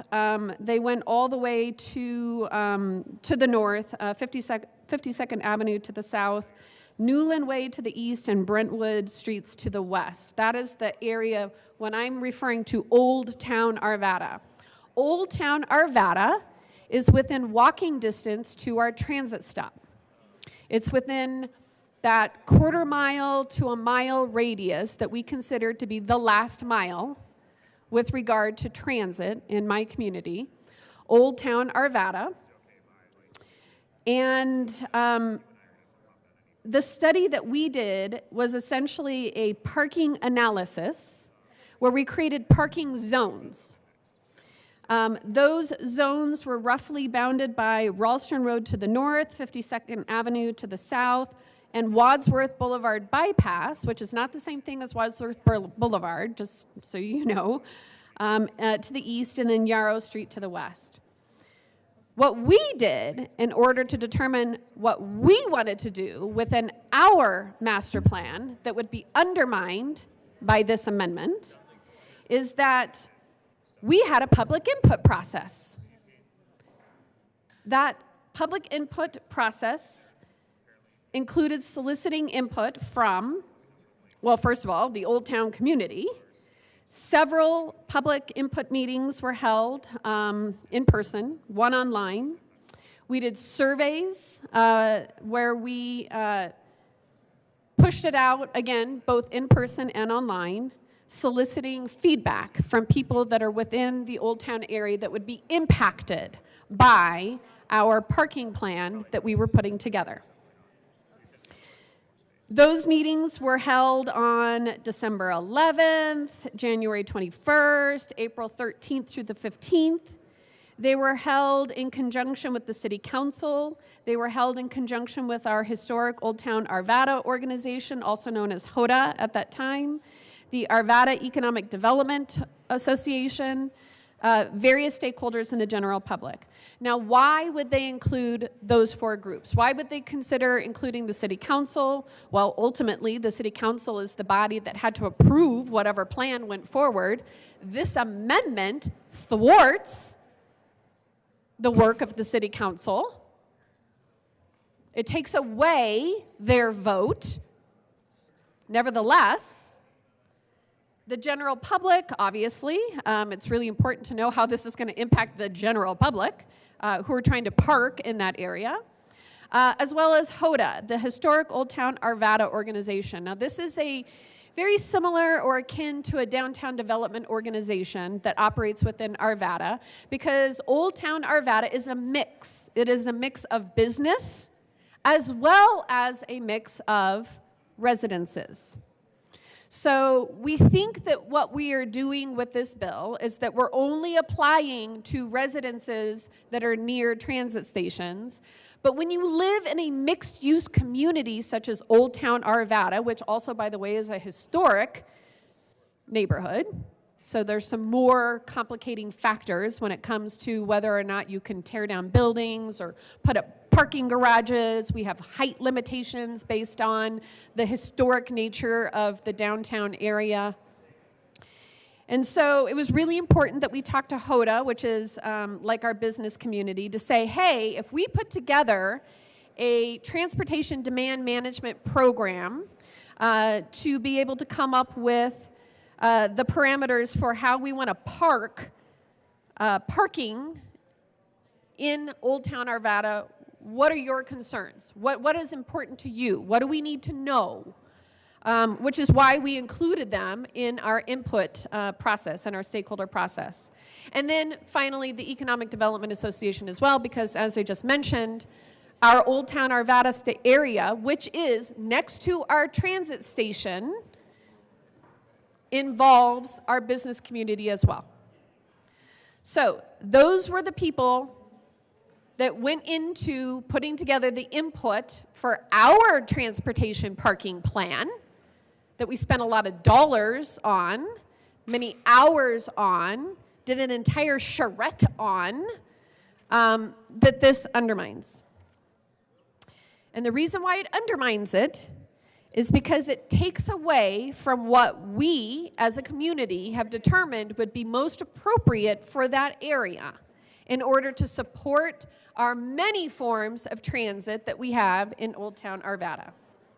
Now, in order to do that, the first thing that we had to do is we had to assess what is our current parking supply.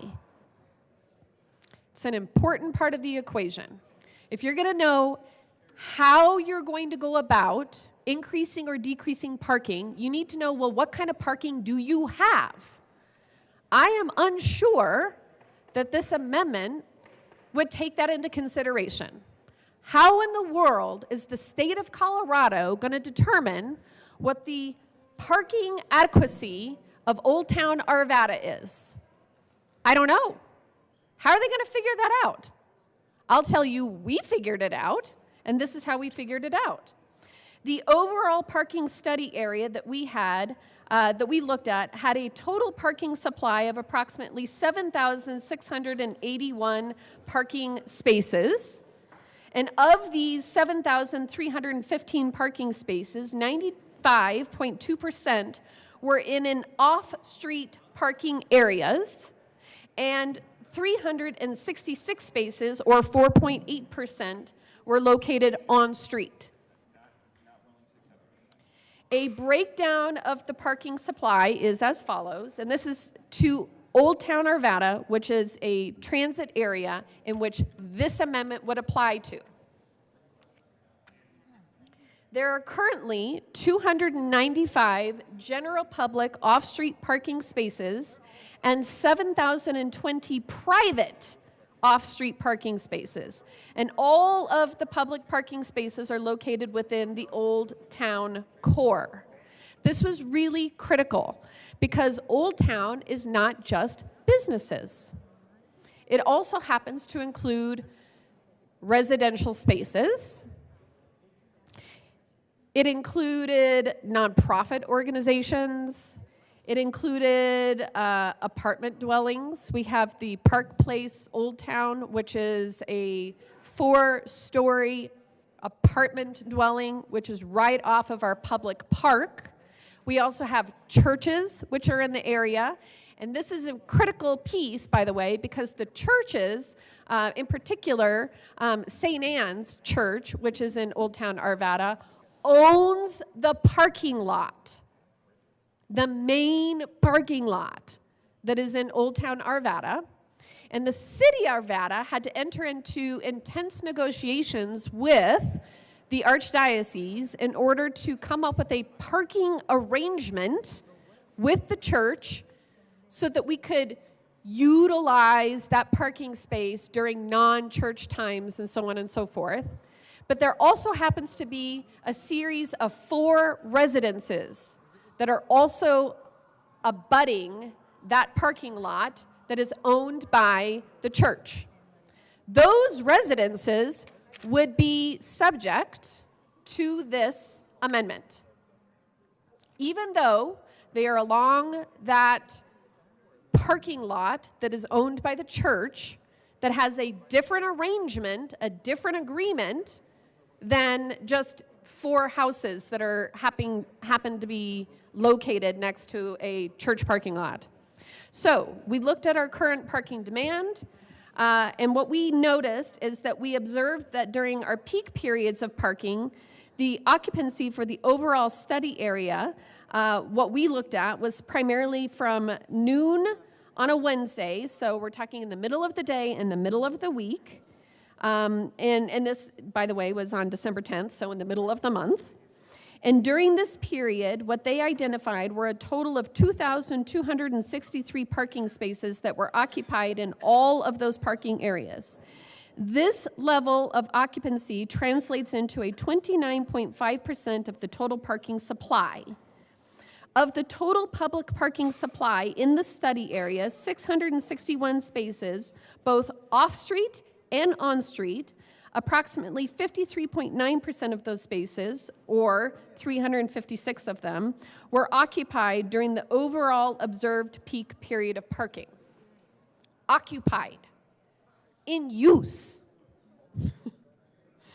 So, key parking occupancy statistics for Old Town, and including the Old Town core, which is what we used for our analysis in order to put together our parking plan for our city.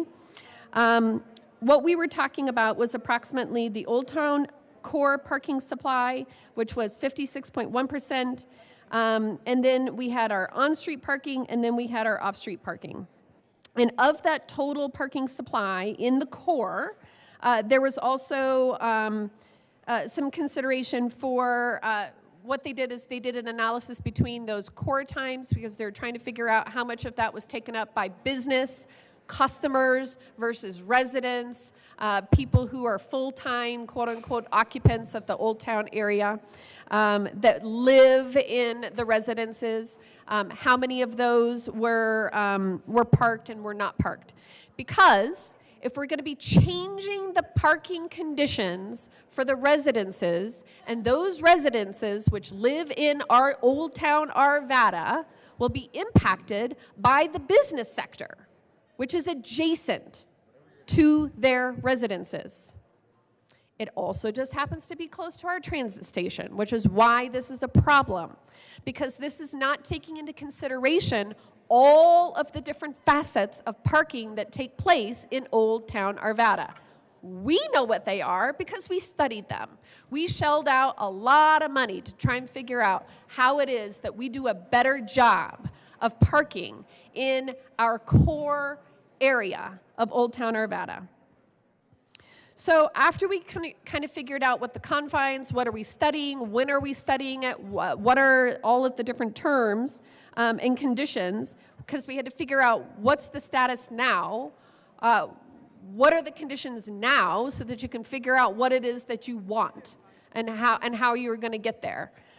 We did a lot of work, in particular at looking at pedestrian accessibility, because that was really important to us, having pedestrian accessibility to the Old Town core.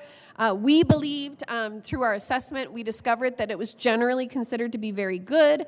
However, some of the pedestrian connections between those residential areas, which would be influenced or subjected to this amendment, and the Old Town core area needed to improve in order to encourage more walking activity. So we recognize that some of our parking solutions that we were addressing at that time were impacting walkability within the Old Town area. And this is important because we wanted to be able to see into the future about what are our options as far as parking, instead of just like putting out parking lots. Should we consider maybe a garage? Should we consider working with the residences that were down the hill that are still considered to be Old Town Arvada, but are technically in our urban renewal area, which would be an entirely different level of government here because they are currently in a TIF. So we looked at those residences, we looked at the Old Town core area, and we discovered that, indeed, our parking situation as it was back then, as we were conducting our study, were not conducive to walkability within Old Town. That gave us a vision for what we wanted to do with regard to our plan. Now, the Old Town area right now in Arvada benefits from transit. We worked really, really hard to get the Gold Line into Old Town Arvada. The Gold Line was scheduled to be the last transit stop that was going to be built out of Fast Tracks. We were the last community on the list. But we were very fortunate because we got a federal grant. It was called a PENTA-P, which is a public-private partnership pilot program. That's why it's a PENTA-P, 5 Ps, as opposed to a triple P or a PPP. And because we received that grant and we got federal money, we were able to expedite the Gold Line. However, I will point out that the Gold Line is not considered light rail, and I don't know how many of you know that. The reason why it is not light rail is because our Old Town area, in the area that would be impacted by this amendment, we have the right-of-way that goes through my town is actually owned by the railroad. And if we were going to be able to put up light rail in my town, we were going to have to knock down a couple of our historic structures, and we were going to have to take from a bunch of businesses the properties in which the Gold Line was going to run across. So what we did is we worked with the federal government. We got this PENTA-P grant, and we actually turned it into commuter rail. Because we were able to turn it into commuter rail, that elevated us into a different tier of funding that allowed us to come forward as per the conditions of Fast Tracks and put together a garage. Now this garage, by the way, Fast Track doesn't do garages. Fast Tracks only does parking lots, which is not very efficient because parking lots take up a lot of space and they are flat and they encourage sprawl and they don't adequately park people, but they don't take care of garages. So if you want a garage so that you can densify your corridors, so that you can park, manage your parking more appropriately, we needed a garage. Well, part of the reason why we were able to get federal funding, and then the city of Arvada came forward and matched that, and then we were able to even get RTD to pony up some money for our garage, and the reason for that is because it is located next to a residential area. They needed parking for that residential area. All of these conditions were the conditions that we studied when we put together our plan. This wasn't a haphazard plan. This wasn't a plan where we were just trying to like pave over, you know, and with concrete the entire downtown. In fact, we were trying to improve walkability. We were trying to improve transit ridership. We were trying to improve the situation of the lives of the residents who live right next to the businesses within Old Town. So the Old Town area currently benefits from a variety of transportation services. I just told you a little bit about the fast tracks. We also had Ride Provide. We also have a bus transit hub now that operates out of the parking garage, by the way. That is where you get picked up for the bus. And right next to it is a brand new development that is in our urban renewal area that is mixed use, meaning that it has businesses on the bottom floors and it has residences that are in the top floors. Now, according to the last census for our area, when we were trying to put together our plan, one of the things that we looked at was what's known as your work trip mode split for residents to access their jobs. You heard a little bit yesterday when we were debating a very similar amendment to this one. It may even be the exact same amendment, I'm not sure. But when we were debating this amendment, you heard from several speakers yesterday about people who have jobs that require vehicles, that require trucks, for example, so that they can get to their jobs as laborers. We know that that is an important consideration when we're trying to put together a parking plan. So we looked at this thing known as a work trip mode split for residents to access their jobs, which was, at that time, approximately 68% of our residents drive alone. Those were our statistics. Wow, we did not like that. We did not like the fact that 68% of our residents were driving alone. But it was an important statistic that we needed to know in order to put together the right kind of parking management plan. Now, a significant number of residents were working from home, which is great. We had a small number who were carpooling and, to a lesser extent, using the bus and walking, as shown in this table that we have. They broke it up.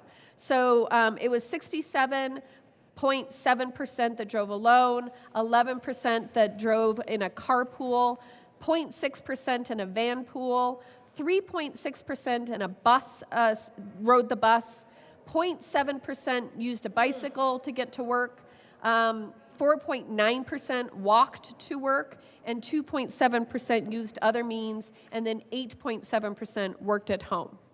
Why is this important? Well, we heard from the sponsors that it is absolutely critical that we pass this bill in order to induce, in order to try and increase transit ridership.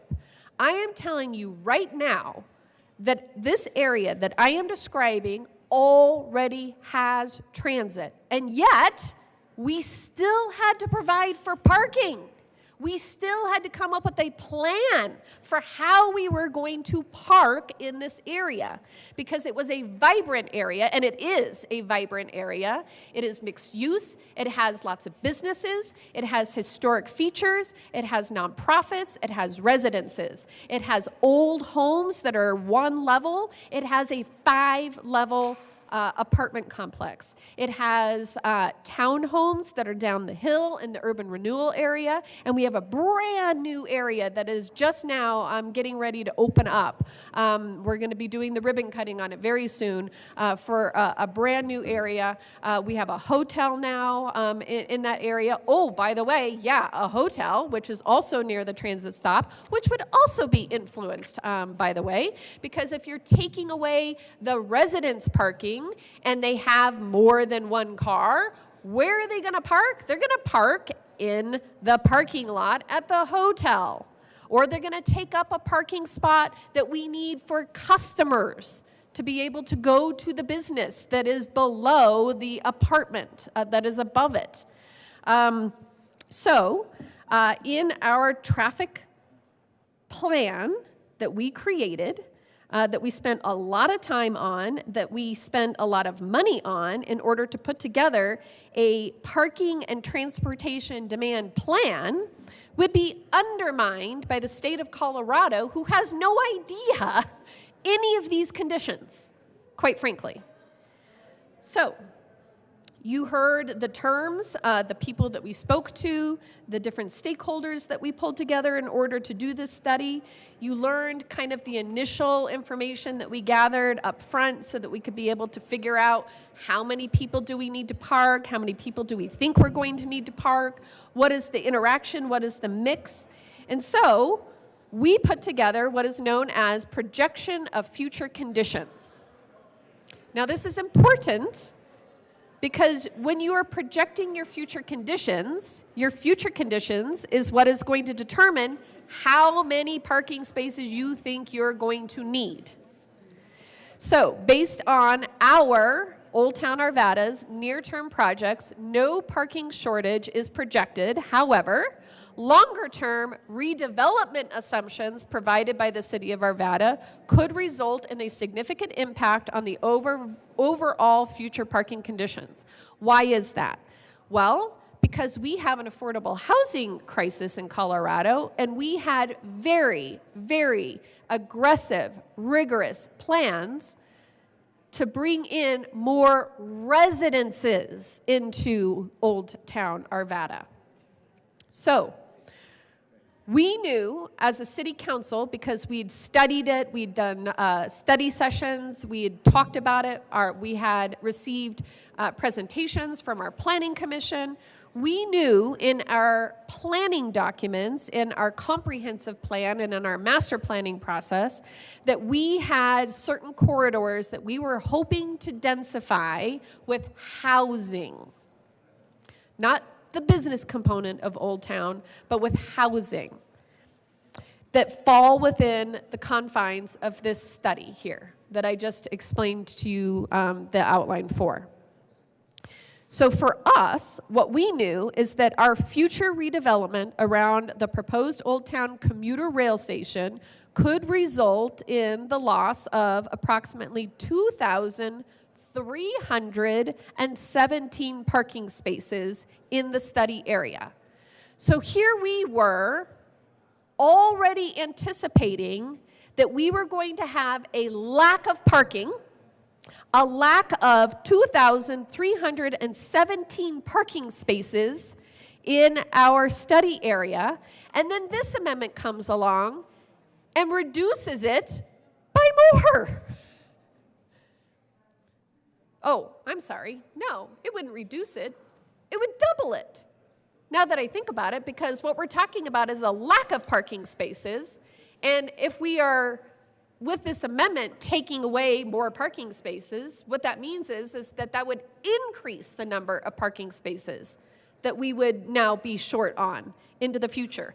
And at that time, we were anticipating being short 2,317 parking spaces.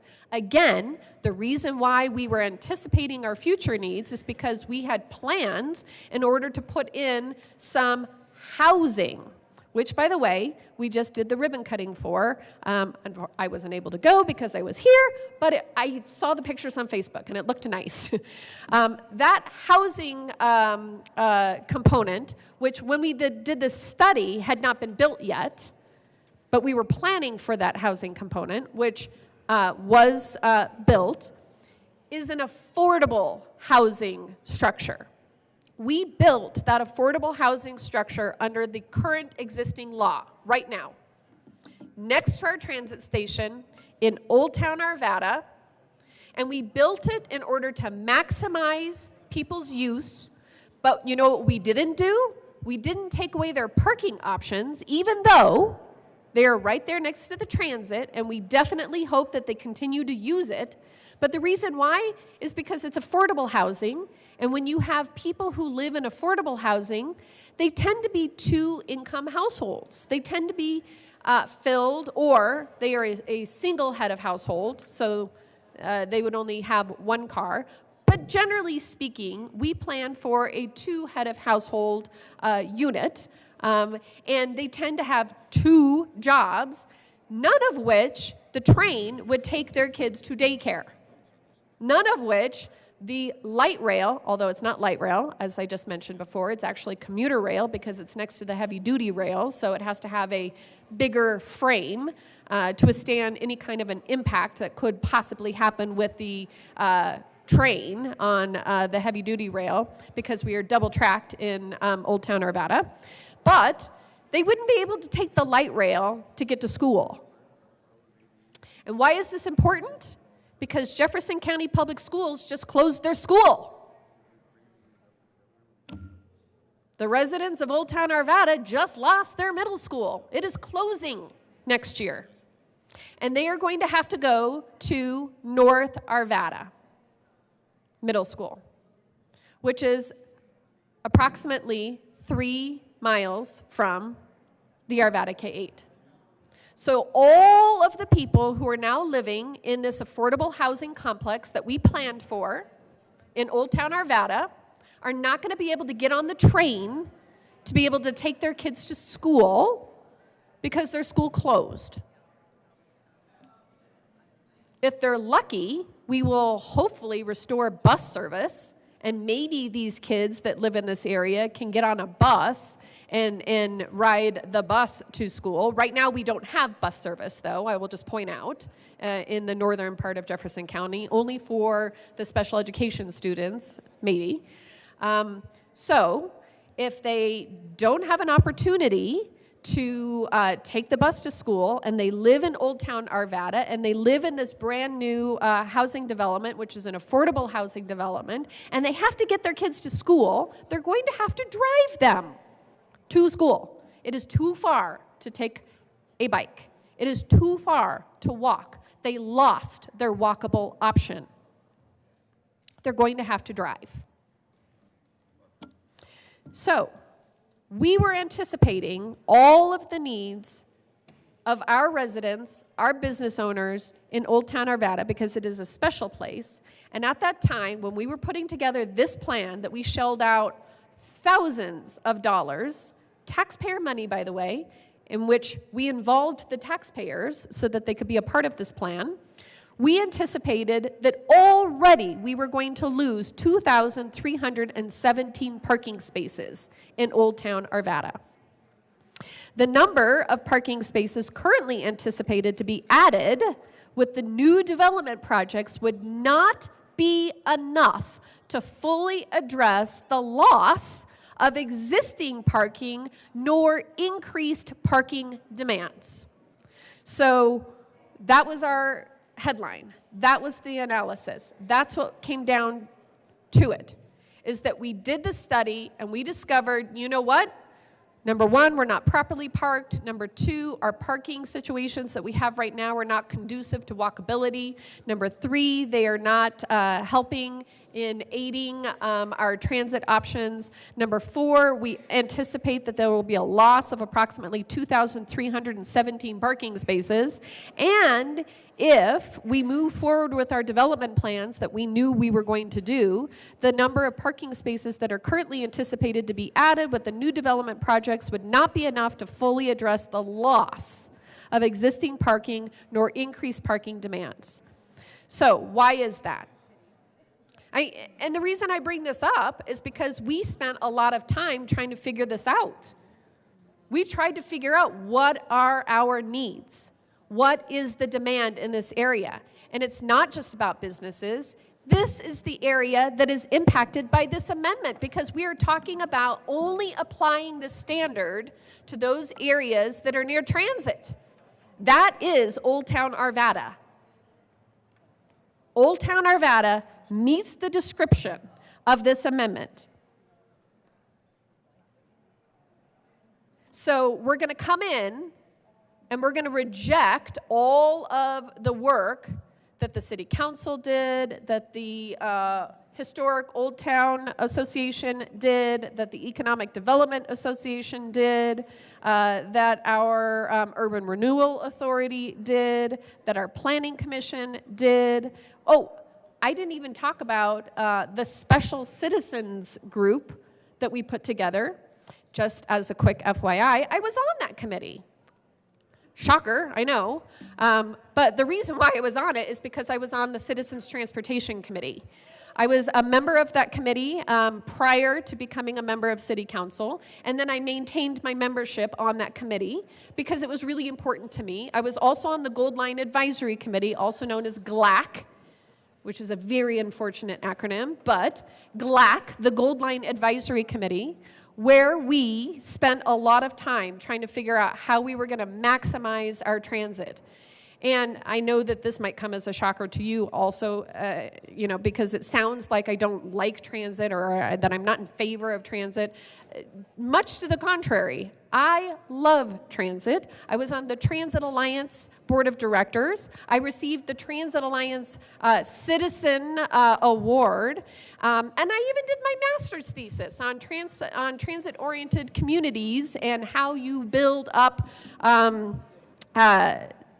engagement on transit ideas. I love transit, but you know what I don't like? I don't like the state of Colorado coming in and assuming that they know more than my city council, that they know more than the Gold Line Advisory Committee members, that they know more than the Citizens Transportation Commission, that they know more than the people who worked really hard on creating a plan that was going to adequately park our citizens, our visitors, our commuters, our homeowners, our renters, and all of the people that make up the Old Town Arvada area. Why do I care so much about it? Because we were thoughtful in our planning. We put together a plan that, number one, designated a lead division and a support unit to determine resources for further implementation.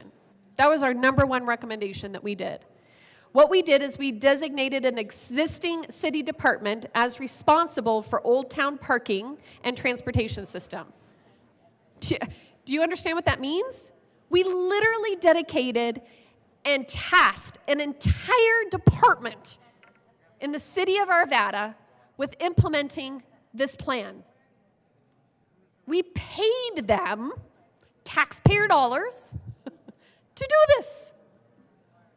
We paid them. We said, we know you have another job and that you're working on that other job, but we are releasing you from that other job because we want you to do this. Number one, we designated a lead division and a supporting unit to determine resources for further implementation. This would include both an operations and a management component. We determined needed staffing and a budget for implementation of the plan in the short term and in the midterm. So we dedicated resources to this. We carved out a section of a city division. We tasked them with implementing this plan. We gave them the resources for it. We said, you are now in charge of it. And then, oh, by the way, part of your duties is to go out and to figure out how you are going to come up with resources for both the short term and the midterm in order to implement this plan. Second, we created a master signage plan and we installed signs. Why is that important? Well, we felt that it was really important that if we were going to be providing additional parking-related signage and wayfinding was important, this would help increase the potential of utilization of existing parking areas. That was important to us. We wanted to make sure that we were not paving over a single blade of grass that did not need to be paved over. Or in our case, because we adopted some great water resistant xeriscaping, not a single cacti or sage. And the reason for that is creating parking can be expensive, and we know that. So we don't want to over-park an area. We only want to do the amount of parking that we know is necessary in order to have a thriving community, in order to meet our demand. This amendment and this bill, subsequently, after it is amended with this amendment, does not take that into consideration. I know. It does not take into consideration that we have already invested hundreds of thousands of dollars. I even probably think at this point it's been millions of dollars that we have invested in making sure that we do things correctly in our town based on information. Another thing that we did is we prepared a parking map and marketing materials. We branded our system. I mean, that's how seriously we took this. We took it to a marketing level to brand our parking in Old Town Arvada. Why would we do that if we didn't think it was important? So, as part of that branding, again, when we did our initial analysis, we realized that our existing parking back then, prior to the implementation of this plan, was interfering with walkability in our town, and we wanted to maximize our transit. My point being that you can do both things, by the way. You can properly park, you can properly plan for parking, and still maximize your transit. We designated long-term parking in conjunction with HODA and communicated to our business owners. We also delineated all of our on-street parking spaces. We worked with the residences in 3 different key areas that had new townhomes that were going in. Not condos, by the way, because we still haven't addressed, construction defects litigation reform, but we did have a series of apartment complexes and some townhomes that went into the bottom of the hill in Old Town. And because we knew that those were going to be primarily residences, we needed to make sure that we were not taking up our valuable infill land with a flat parking space. But we still knew we had to park them somewhere, even though they are right next to the transit stop. And so we put all of that in to come up with our plan. And then the last thing we did is we delineated the difference between loading and delivery zones, which was important because this is a mixed-use community. My point, and I'll stop for now because I think I've made my point. My point is that we put a lot of work, and by the way, I'm only on page 11 of this 125-page plan. So I could go into more detail. But we put resources into it. We put thought into it. We integrated it into our planning processes that would be in alignment with our housing needs. We did it because we are trying to maximize our transit station. We did it because we are trying to maximize and come up with a thriving Old Town community that has both residences, a thriving business community, but we don't want to scare our customers off. We don't want our people, our residents who are living in the transit-oriented development that is down the hill taking up our customer spaces because they can't have a parking spot. We don't want that. We wanted to be smart about it. We wanted to think about it. We wanted to research it. We wanted to put together a plan because that's what cities do. They plan. They take the conditions that are there in person, in real time, and they figure it out. They say, what are our needs? What are our desires? Where do we want to go with this? And they put together that plan, and then we devoted resources to that plan to make sure that it was carried out effectively. This amendment and this bill undermines all of that good work that we did. It takes it away. And it says, no, no, no. State of Colorado knows what's best. We know how to make you use transit. We'll just take away your cars. Well, I'm sorry, but that's not reality. That's not how we did it. That's not how we chose to do it. I think if you asked the city of Arvada, which I have, they're opposed to this bill. That's not the way that they want to do it either. So I would encourage a no vote on Amendment L039. Mr. Minority Leader. Thank you very much, Mr. Chair. I rise in opposition to Amendment L039 to House Bill 1304. The amendment I'm going to call it the new sheriff amendment. The active part of this amendment is that the applicable transit plan is qualified by having been approved by the governing body of a transit agency on or after January 1st, 2019, and on or before January 1st, 2024. So the new sheriff, if you missed it, is already in town if this amendment leaves the station. It's done. The deal is done. You can't make any changes. You can't beg for mercy. You can't undo anything that you would like to have undone about this bill, because it sets in the time frame a time that has already passed.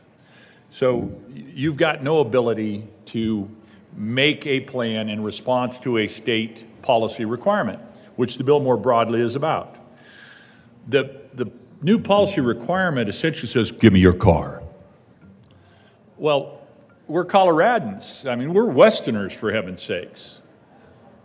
The culture forever was they did terrible things to horse thieves. You stole a horse, you died. Well, our modern equivalent of a horse is our car. And so our culture says, no, you're not taking my car. So if you're confronted with a desire to take away the cars, but you are engaging with a culture that absolutely says, no, you cannot take my car, what do? You take away their parking so that there's no place to put the car when the person gets where they want to go. So the bill and the amendment are all about social engineering. It's about causing you to live life differently than you want to live your life. In this particular instance, it's all about taking away the parking spaces because they've already figured out, you know what, these people will not give up their dadgum cars.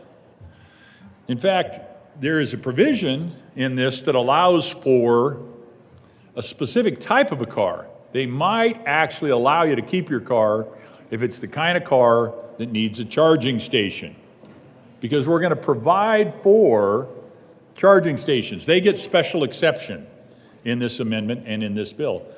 The charging stations, and therefore the cars associated with that, if you got one of those kind, we'll let you have that car. You can have that car. Your horse, as long as it's an electric horse, boy, I can see Senator Will riding on that horse out in front of the Hested's dime store, out in front of the Kmart, back in the day, out in front of the Kmart, where he's just, if it's that kind of a horse, you can keep the horse. But otherwise, you have to give up the horse because there is no place to tie up your horse. There is no, rail where you can tie up your horse when you get where you're trying to go.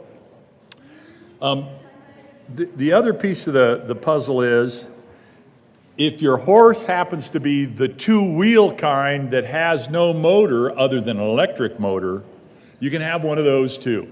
You're allowed to have that kind of a horse also under this amendment and under this bill. It makes special provisions in its social engineering. It says if you drive the four-wheeled kind of horse that plugs in to a charging station, we'll allow for parking spaces for that. Or if you drive a two-wheeled horse that is not motorized other than with an electric motor, we'll allow for a parking space for that as well. So the amendment and the bill, which the amendment connects in with the bill at page 8, line 5. I'm going to need a Kleenex. I got a terrible sneeze. Seeing no further discussion, I want to point out I actually made it to the Kleenex before I let that sneeze out. Excuse me, senatorial 10 seconds, please, so I can blow my nose. I want to be clear, I'm not yielding the floor here. Senatorial 10 seconds granted. Oh, forgive me, colleagues, forgive me. If you need 15, we can do that. I appreciate it. So we're on page 8, line 5, and as drafted prior to the amendment, so this is we're talking about how this. Thank you. I hopefully don't need more than just the one here.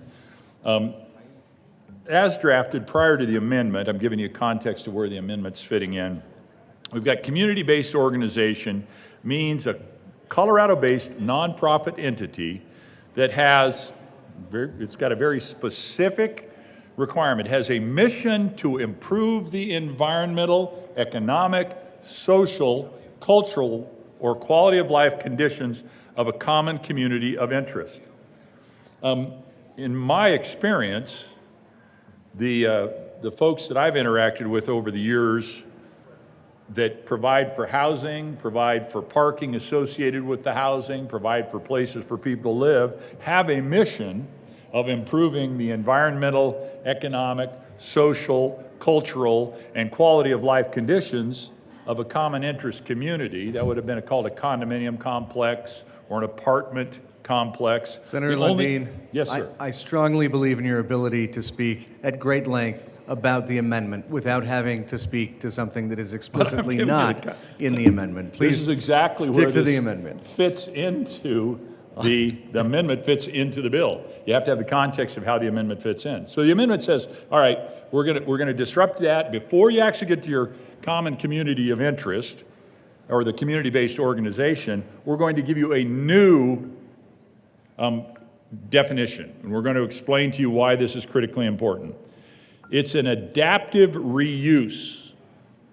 So we're working with adaptive reuse, which means the conversion of an existing structure from the use for which it was constructed to a new use by maintaining elements of the structure and adapting such elements to a new use. I watched this once in a neighborhood where I lived. The zoning regulations of my county commissioner colleagues would get a kick out of this. The zoning use and the expense to pull a permit to build a new building was so onerous that what would happen is a building would be raised except for one wall, typically the wall with a power panel on it. The whole building comes down except for that one wall with the power panel on that one wall, and they would rebuild an entire new structure around that one wall in order to avoid having to pull a new building permit. It's just a remodel at that point was allowed as opposed to having to pull a permit for new construction. So that would be an example of adaptive reuse under Amendment L039. But that's just creative. That's just an additional element of what they're talking about. They're trying to figure out what the actual buildings might be that go in around this. But that's not the heart and soul of the bill, even though that is an element of this particular amendment, L039. The heart and soul of the bill is taking away parking places so that you can't get on your horse and ride it to where it's going, unless, of course, as we mentioned before, it's of the two-wheeled electrified variety or the four-wheeled electrified variety.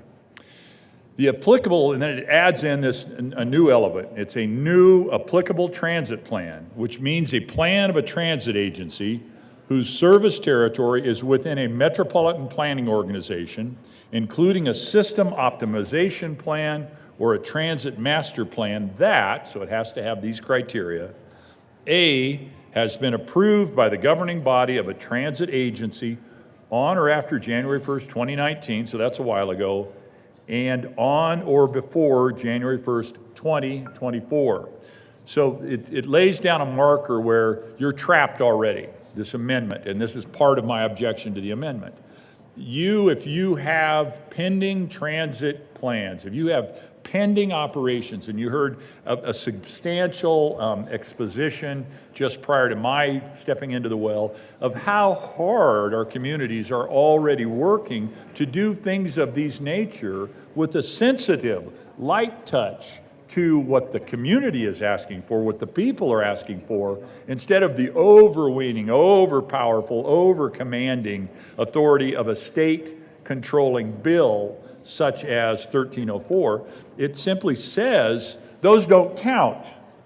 If you are in the process of doing something that would align with the exact objectives of the bill, it doesn't work for us because we only want things to move forward that are under the thumb of our controlling perspective of what it should be as lined up in House Bill 1304. And so that is my first objection to this amendment.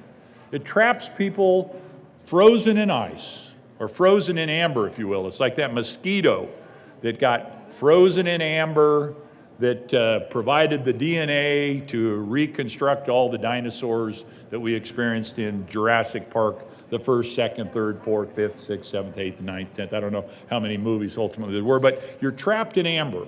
You can't move, even if you've got a plan underway. And so this puts our communities, our local communities, in a serious and difficult disadvantage where they may be doing something as good or better than what this bill would demand of them, but they're not free to do that because of this particular portion in the amendment. Continuing on in the amendment. It identifies the planned frequency and span of service for transit service or specific transit routes. Again, this is something that may be in consideration of a local community, but this sweeps it away because of the deadline that we just talked about. Another criteria is it identifies specific transit routes for short-term implementation according to that plan or implementation before January of 2030. Difficulty with that is anything that would be implemented before 2030 isn't being developed now in accordance with the plan that was already underway, which may be fully in compliance with adaptive use requirements, applicable transit plan requirements as required in the amendment, with community-based organization being the lead on it, and land use approval underway as called for in the bill, because it is disrupted by the amendment. So I could continue deconstructing this amendment, and I think I will continue deconstructing this amendment. It moves into the next area. Sub 4 is a bus rapid transit service, means a transit service, and again, there's a number of criteria here, which may or may not. The challenge is it's not permissive for the localities. It's prescriptive. It requires, it tells them exactly what they must do. Instead of giving a big framework, a big box that says do something that would be in alignment with these goals and outcomes, this simply says you got to do this, this, this, and this. Well, let's walk down what some of those this, and this are. Bus rapid transit service means a transit service that is A, identified as a bus rapid transit by a transit agency in a metropolitan planning organization, fiscally constrained. I'm not quite sure how that gets in there. Fiscally constrained, I think we're trying to pretend we're responsible here. I want to excise that. I'd offer a conceptual amendment to strike that. But anyway, fiscally constrained long-range transportation plan or an applicable transit plan, and B, typically includes any number of the following, and hang on, there's a long list of restrictions here. Service that is scheduled to run every 15 minutes or less during the highest frequency service hours. 15 minutes or less. Are you kidding me? We're putting that in statute with this amendment? I'm thinking that, how about we see what ridership looks like? Could be 20 minutes, 3 times an hour instead of 4 times an hour might be the answer. But heck no, we're writing a busing schedule into statutes here with this amendment. Every 15 minutes. Maybe it's 2 times an hour would be the optimal based on ridership. But we're not gonna, why would we want to know what the ridership requirements are? We're the government, for heaven's sakes. Run the bus every 15 minutes, even if it's empty. That is what this amendment gives us. Continuing on. 15 minutes dedicated or less during the highest frequency hours. 2 includes the following: dedicated lanes or busways. Boy, I got to tell you, I sat behind a bus in Cherry Creek on my way in this morning. I couldn't get out of the lane of traffic from behind the bus. It was actually sitting in, an actual lane of traffic, not in a bus lane. Would have been nice if it had been over in the bus lane. Instead, it was sitting in the actual lane of traffic. It's got its own lane, and there it is blocking me and the one. No, there were 2. That's not true. There were 2 remaining lanes of traffic. Anyway, it has to be in a dedicated bus lane. It has to have traffic signal priority, off-board fare collection. Off-board fare collection, I guess that means I pay with an app before I get on the bus. elevated platforms or enhanced stations. So I guess a kneeling bus would no longer work here. This is where I'm going to start getting really impatient as I walk through this amendment. It's telling us that it has to have connection to elevated platforms. All those kneeling buses that you've experienced, they're outdated now. We're from the government. We have a better idea. We want you to build elevated platforms everywhere instead of having kneeling buses. Don't solve the problem creatively. Spend a ton of money locking down the concrete in the way that we want the concrete to be locked down. Or elevated platforms, let's talk about, or enhanced stations. I don't know what that means. It doesn't give me a lot of definitions about what an enhanced station is, and it doesn't even give me a reference. So I guess I would strike for that for cause of vagueness. The reality is I'm not sure that is appropriate. So what have we got there? 1, 2, 3, 4, 5, and I'm halfway through the amendment here. I've got 5 arguments against it. I could always go back and repeat those if I need to. But let's continue on because we got another page and a half of the amendment to go. Of course, then we've got to renumber the succeeding sections accordingly. That's always present when you start inserting things in the middle. You've got to make sure that the alignment's correct. Continues on. We're now on page 8 after line 16. So we drop down a little bit beneath the definitions there, and we add a commuter bus rapid transit service means a bus rapid transit service that operates for a majority of its route on a freeway with access that is limited to grade-separated interchanges. So it's out on a freeway, it's out on 36, and it drives with access that is limited to grade-separated. I don't understand why it would be limited to grade-separated interchanges. I think it would be preferred to be something that runs with grade-separated interchanges. That would make it a freeway. I'm not familiar with freeways that have limited access to grade-separated interchanges, so I guess I would have to ask for clarification from the sponsors on that. In my world, freeways are grade-separated interchanges. That's what makes them freeways. So now I've got a 6th argument against this, just as incoherent is now the argument I would make against that particular section of the amendment. Continuing on then, on page 10, after line 16, you can see this bill peppers throughout the amendment peppers, that is Amendment 39, I think it is, peppers throughout the bill a number of things. We're now dropping down to page 10, line 16, and we're inserting following line 16. And where are we at line 16? A, B, C. This is regulated affordable housing, means affordable housing that is. And we've got A, B, and C that describes what regulated affordable housing is. Just to avoid a gavel, I'm not going to give you the context of that. I think it's important that we know that it follows what regulated affordable housing is, but it drops in following that, and it says senior housing means any housing that is intended for and solely occupied by individuals who are 55 years of age or older. I'm late to the party. I'm almost a decade late to the party. I should have been participating in that many years ago, almost a decade, not quite. At least partially, and then it dropped. Now, okay, so we've got a new definition there, senior housing. I don't object to that, frankly. That I found a piece of this amendment I like. I like that part, yes. So plus we put out beside that. Line 10, page 10, line 21. So we're dropping down beneath that definition we just put in, and we're striking organization. So on or after June 30, 2025, a municipality shall neither enact nor enforce local laws that establish a minimum parking requirement that applies to real property that is both within the municipality and a metropolitan planning organization. And then it says substitute organization. So what it is it's giving us additional qualifications of what that organization must be about.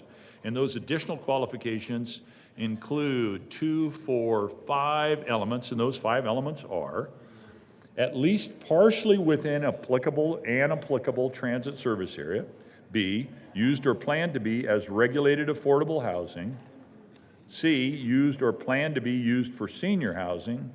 D, used or planned to be used for commercial use within a gross floor area less than 10,000 square feet. So that's pretty small commercial space. 10,000 feet's not a lot of space. We got a 1/4 acre of commercial. This room, this is probably, where are we at here? We close to 10,000 feet in here? Not quite. We're closer, probably 6,000 feet in here. What? 43,560 is square feet in an acre. So at 10,000, so it's a 1/4 acre. It's less than a 1/4 acre, so it's probably a little bit bigger than this room, but not much. So that's just a very, very small commercial space, and it's proposed for adaptive reuse. Mr. Brown, I'll have to call you back. I'm on the floor of the Senate talking about Amendment 39. So the amendment continues on, and I'm trying to get some sense of whether the discussions are continuing on or whether we're, all right, then I will continue to talk to the amendment. Continue to speak to the amendment. A little context setting is fine. A little context? A little context. I Just a appreciate little that bit. so very much. Part of the context of me speaking to the amendment is I look forward very much to presenting a bill with the chair here in Education Committee should we ever get there. To On the page amendment, 15, after Senator. line 1, so we're dropping down. This is an 18-page bill, as I recall. We're headed near the end. It's about service area, applicable transit service area maps is what this deals with. Right at the top of this, so this is dropping in right ahead of section 2. So we're still in section 1 of the amendment. Applicable transit service area maps on or before September 30th, 2 days after my sister's birthday, 2024, the Department of Local Affairs, in consultation with the Department of Transportation, Colorado Energy Office. Wow. Again, you can't do anything in Colorado anymore without getting the Colorado Energy Office in. I did a minor renovation at my home recently, and I had to pull a building permit to get the renovation done. And the good folks at Regional Building said, it's not for our purposes, everything you're doing is fine, it's in alignment with the code. It's for the Colorado Energy Office's purposes that you have to pull this building permit because they need to have a degree of control, and you have to pay the $86 permit fee because the Colorado Energy Office needs to extract that. So anyway, continuing on the Metropolitan Planning Organizations, I can't argue with that. That absolutely is appropriate because they're the folks who actually have their finger on the pulse of the local communities, and transit agencies that operate within the Metropolitan Planning Organization shall publish a map that designates applicable transit services. Can you imagine, colleagues, creating a map of a transit plan where you want to run your bus routes? And in order to get your map drawn, you've got to involve all of these people. Colorado State Department of Local Affairs will, with in consultation, Department of Transportation, 2, Colorado Energy Office, 3. So we got 3 state agencies, Metropolitan Planning Organization, 4, and transit agencies that operate within a metropolitan planning. We're going to assume there's only one of those, so that's 5. So there's 5 minimum, at a minimum 5, and if there are more metropolitan planning organizations that you have to engage with, it could be more than 6 to get a map generated. Wow. And that map then designates the applicable transit service areas to be used by local governments in complying with this Part 1. And what's the purpose of the map? A reducto in absurdum, Amendment 39. This has been reduced down to the point where it becomes, even though we don't use the word absurd in this chamber anymore, we can use the Latin word absurdum. Reducto in absurdum. This is to the point where, what's the point of this map that I just had to get 5, possibly 6 government agencies involved in? So that I can comply with the bill. It's not so we can figure out how to serve people. It's not so we can figure out, we need more buses stopping over in the northwest corner of town because we got a lot of people that need to be picked up there at 8 in the morning because the buses now, because statutes call for it, run every 15 minutes, whether that makes any sense or not. It's to comply with the bill. that this map must be drawn. 5 agencies, map, compliance, not service of people, astounding. Goes on, in publishing the map described in section 1 of this section, the Department of Local Affairs, so it kicks back up to the state, you got your local people kicking this back up to the state, applicable transit service areas as areas that are within, now again, more qualifications, 1/2 mile of existing stations served by routes identified in an applicable transit plan for 1, commuter bus rapid transit, 2, commuter rail, 3, light rail, and 4, a public bus route that has a planned or scheduled frequency of every 30 minutes or more frequently during the highest frequency service hours and operates primarily on limited access highway. Okay, so now I think we may have an internal inconsistency, and I'd have to go back and really drill into this, because now this particular bus route, I guess it's an existing bus route that has a schedule of at least every 30 minutes. Now keep in mind the statute of the amendment, if you actually put it onto the bill and the bill becomes law, requires a quarter-hour cycle, whether appropriate or not. And then it continues on in terms of requirements. Sub B, 1/2 mile of public bus routes that have a plan or scheduled frequency of every 30 minutes or more or more frequently during the highest frequency service hours, and Roman 2 are identified within an applicable transit plan for short-term implementation or implementation before 2030 according to that plan, or C, for transit agencies within metropolitan planning organizations that do not have applicable transit plans, 1/2 mile of public bus routes within existing transit service levels as of January 1st, 2024. Let's go back and pick that up, because there might be an escape hatch on my concerns earlier about the locking everybody out after January 2024. So this is, again, we're modifying public bus route that has planned or scheduled frequency every 30 minutes or more and operates on limited Friday. 1/2 mile public bus routes that for transit agencies within do not have, no, it doesn't actually give us an escape from the previous. We're still restricted inside that if you didn't have it done prior to January 1st of 2024, you don't get to do it unless you're doing it under these new rules, which provide contradictory information about how often you have to run your bus, every quarter hour or every half hour.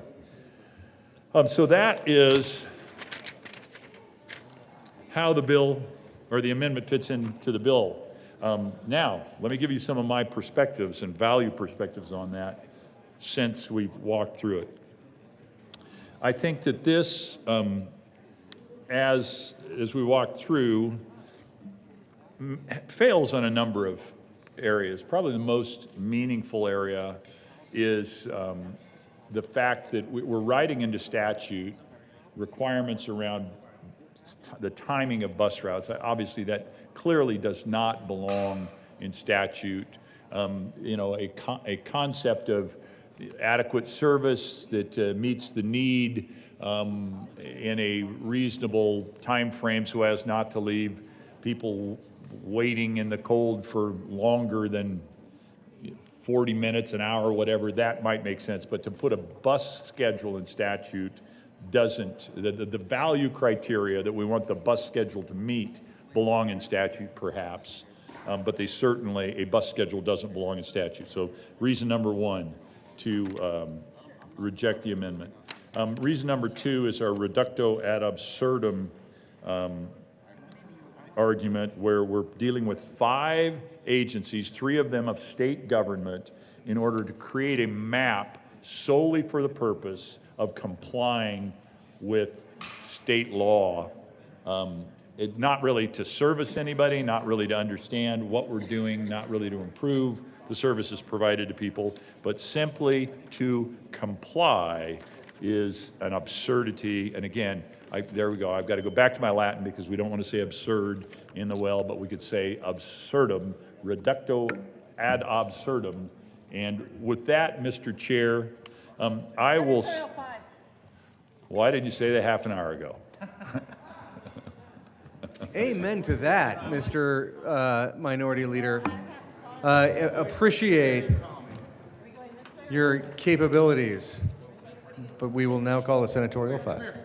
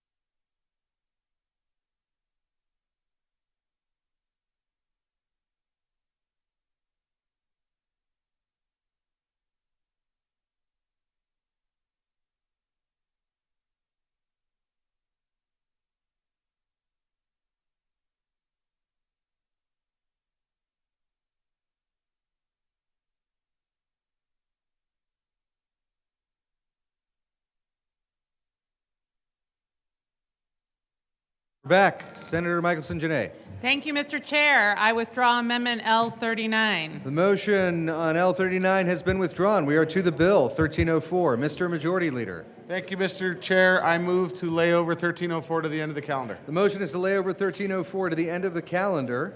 All those in favor say aye. Opposed, no. Ayes have it. 1304 will lay over. Will the clerk please read the title to House Bill 1331? House Bill 1331 by Representatives Taggart and Bacon and Senators Kirkmeyer and Bridges concerning the creation of a grant program for eligible nonprofit organizations to provide out-of-school time programs to students and in connection therewith making an appropriation. I'll take it. Grab it. Dang it. I was so close.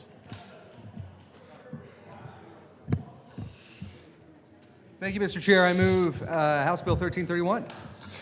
To the bill. It's a good bill, vote yes. Senator Kirkmeyer, you had your hand up. Okay, thank you, Mr. Chair. The bill creates a grant program for nonprofit organizations that provide student activities outside of the school hours. It will increase, it'll be great for students, great for kids, great for our communities. It's a good bill, vote yes. How's that? Seeing no further discussion, the motion is the adoption of House Bill 1331. All those in favor say aye. Aye. All those opposed, no. The ayes have it. 1331 is adopted. Mr. Hubler, will you please read the title of House Bill 1350?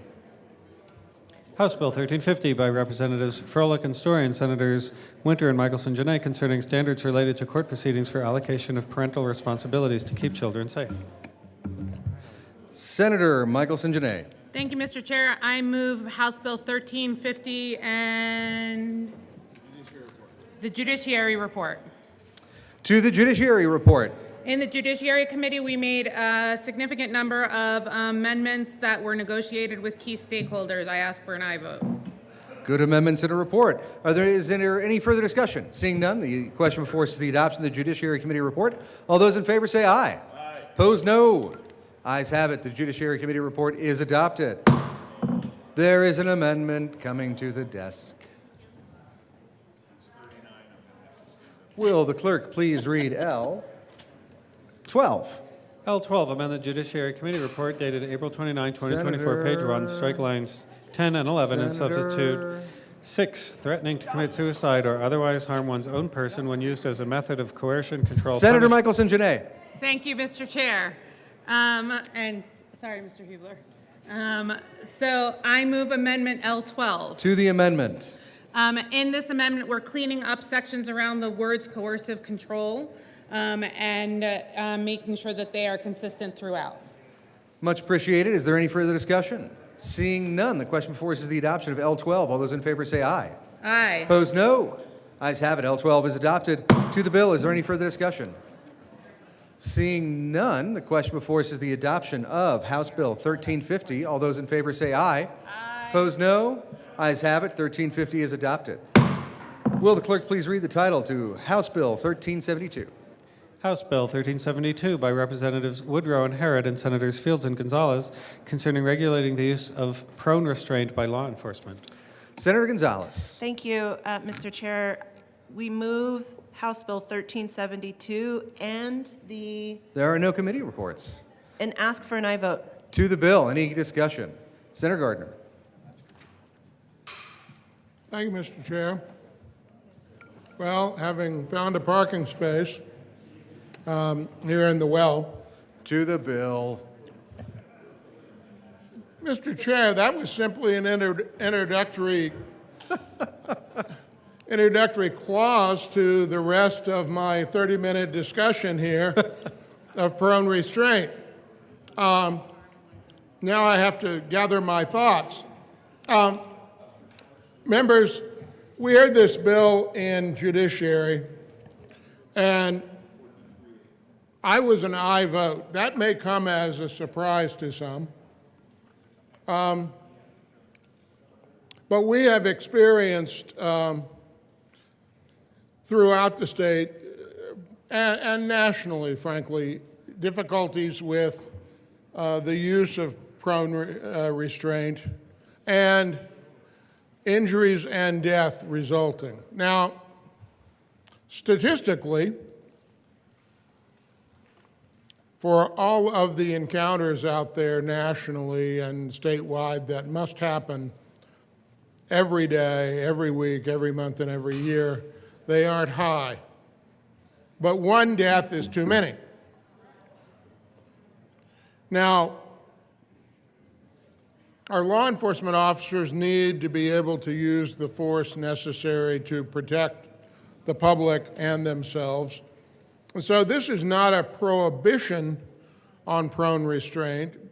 It doesn't even really set particular standards for prone restraint. It requires law enforcement agencies to have a policy and to adopt standards, and everyone knows that there are standards out there that are accepted.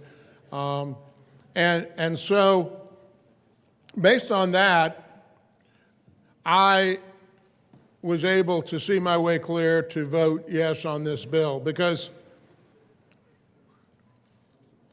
my own police department, while police chiefs in general and the association had problems with this bill, my own department, as I understand it, did not, and has such a policy, and that is good policing. So for that reason, members, I was an aye vote and will be an aye vote today on seconds, and likely on thirds if it occurs tomorrow. If it occurs the day after, I may have to rethink that, just because it's getting late in the session, and bills that pass late in the session are not a good idea. So thank you very much. I won't urge a vote one way or the other. I think this is a very important decision for you to think through and understand what prone restraint is, what the dangers are, and what we're asking of law enforcement agencies here, which is not, again, to never use prone restraint, but to do so responsibly in a way that doesn't amount to excessive force. Thank you. Thank you, Senator. Senator Will. Thank you, Mr. Chair. And I heard this bill in committee as well, sitting in for the good senator from Highlands Ranch. But, and I was the only no vote in committee on this bill. And, you know, I think in some ways I don't think it's all that necessary, but this bill requiring law enforcement agencies post certified, board certified peace officers, sheriffs, state patrols, wildlife officers, you name it, across across this state to adopt written policies and procedures. Those already exist.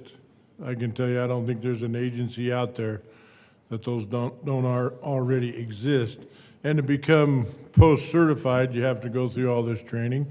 And to maintain your certification, you have to maintain all this training, and then at least 40 hours a year per year on defensive tactics, arrest control, all of those type of things you have to do every year and stay current with that. So, as far as the policies and procedures about the prone position and the prone restraint, every law enforcement agency has those already on the books.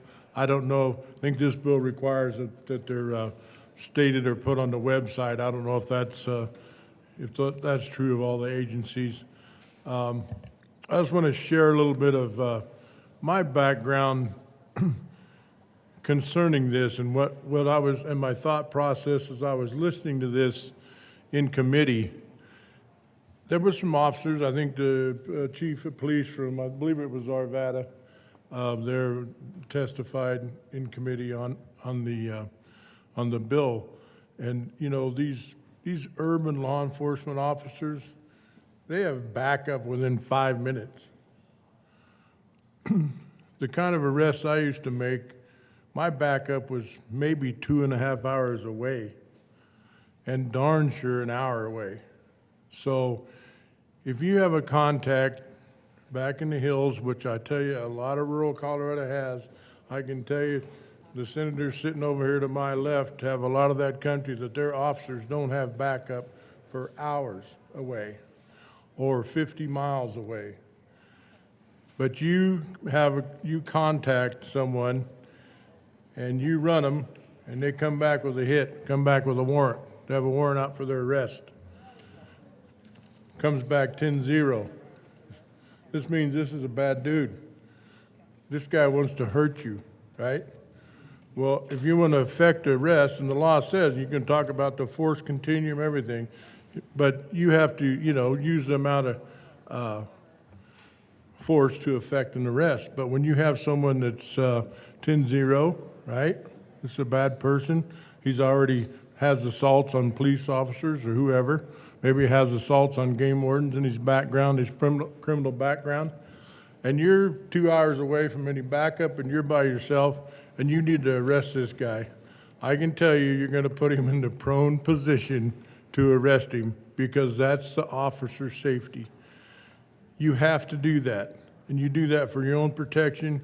And I can tell you from wearing a badge all those years, these officers want to go home to their families at night too. So I understand the background of the bill, and I understand that once you effect the arrest and you did it in a prone position, that you can obviously get them up where they can breathe. I get that. I understand that. There are times that you might have to prone someone out, and I've seen it happen. I've seen people proned out in a foot of snow, right? In hunting situations across the state. But I just wanted to explain my no vote in committee. I think, I understand the bill, I understand the intent of the bill. I just don't think it works for everyone and every law enforcement officer across this great state of Colorado. And therefore, as a no vote, I think it needs to be worked on a little bit, especially for our rural and frontier county sheriffs, game wardens, officers out there that's in the backcountry. It can be a Forest Service LEO, it can be a game warden, it can be a county sheriff, any of these that work alone, and that's where my concern with the bill was, and that's why I was a no vote. Thank you. Senator Fields. Thank you, Mr. Chair. I'm asking for an aye vote on House Bill 1372, and I do want to acknowledge the good senator from Colorado Springs when he explained and outlined the merits of this bill. I really appreciate your aye vote. Thank you so very much. but basically, he described it. It doesn't put a prohibition on this prone restraint practice, but what it does do, it makes sure that we have a standard approach when it comes to exercising prone restraint. And what's key about this is that you just can't put someone in a restraint and just prolong it. Like with George Floyd, it was like too long. Elijah McClain, too long. They didn't put him in a recovery position.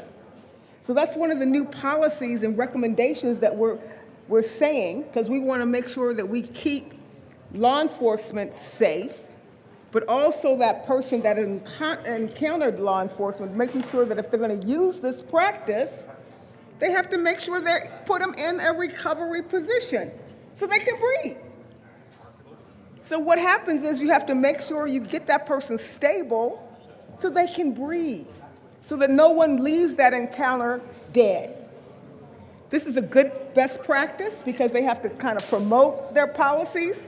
It's the right thing to do for Colorado. And I was so glad that the senator from Colorado Springs, when he said, even if it's one death is too much. And so if we can have a common approach to prone restraints for the state of Colorado, then we're going to be saving lives on two different areas. For that person that had that encounter, and also for law enforcement. So members, vote yes on House Bill 1372. Senator Liston. Thank you, Mr. Chairman. Mr. Chairman, I've been listening to this debate about, how important it is for the proper restraint with the prone position and, having have a person upright and be able to breathe and to do it right. And, there's nothing like a demonstration. I was just wondering if the good senator from Garfield County could show this how this works on the president. So that we could understand a live demonstration. I think that would be reasonable, that we could all understand what he's talking about. Seeing no further discussion, Senator Gonzalez. I rise in support of this policy because we heard testimony from Ms. Kelly, a woman who was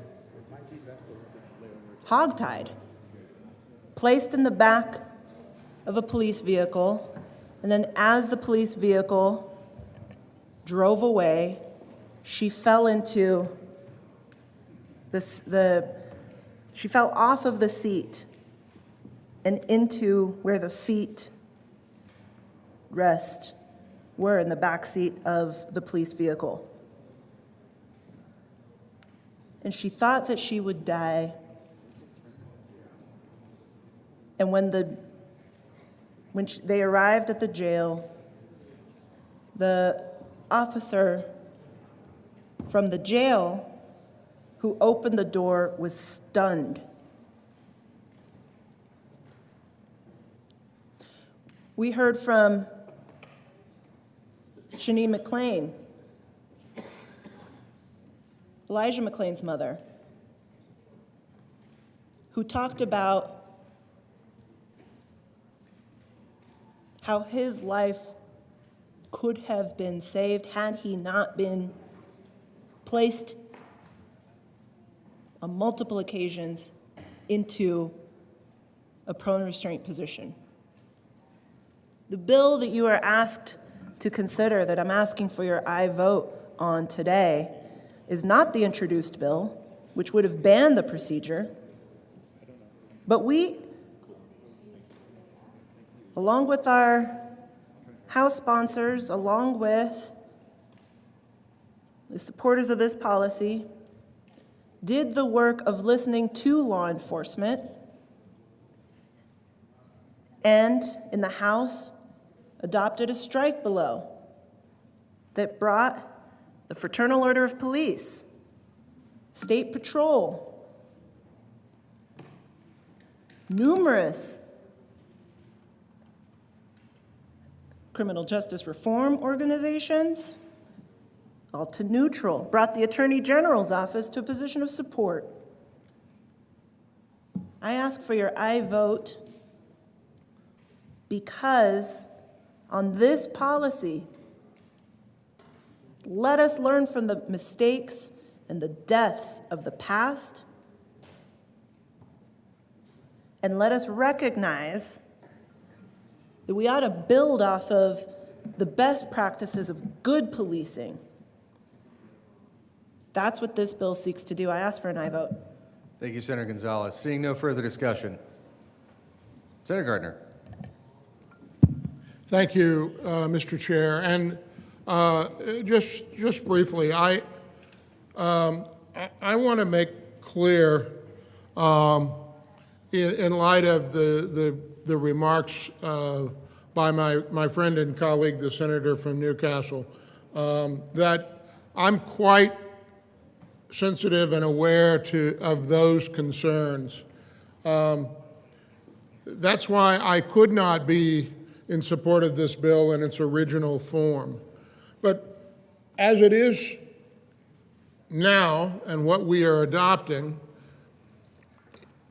it only says that on or before July 1, 2025, any Colorado law enforcement agency that employs a peace officer, et cetera,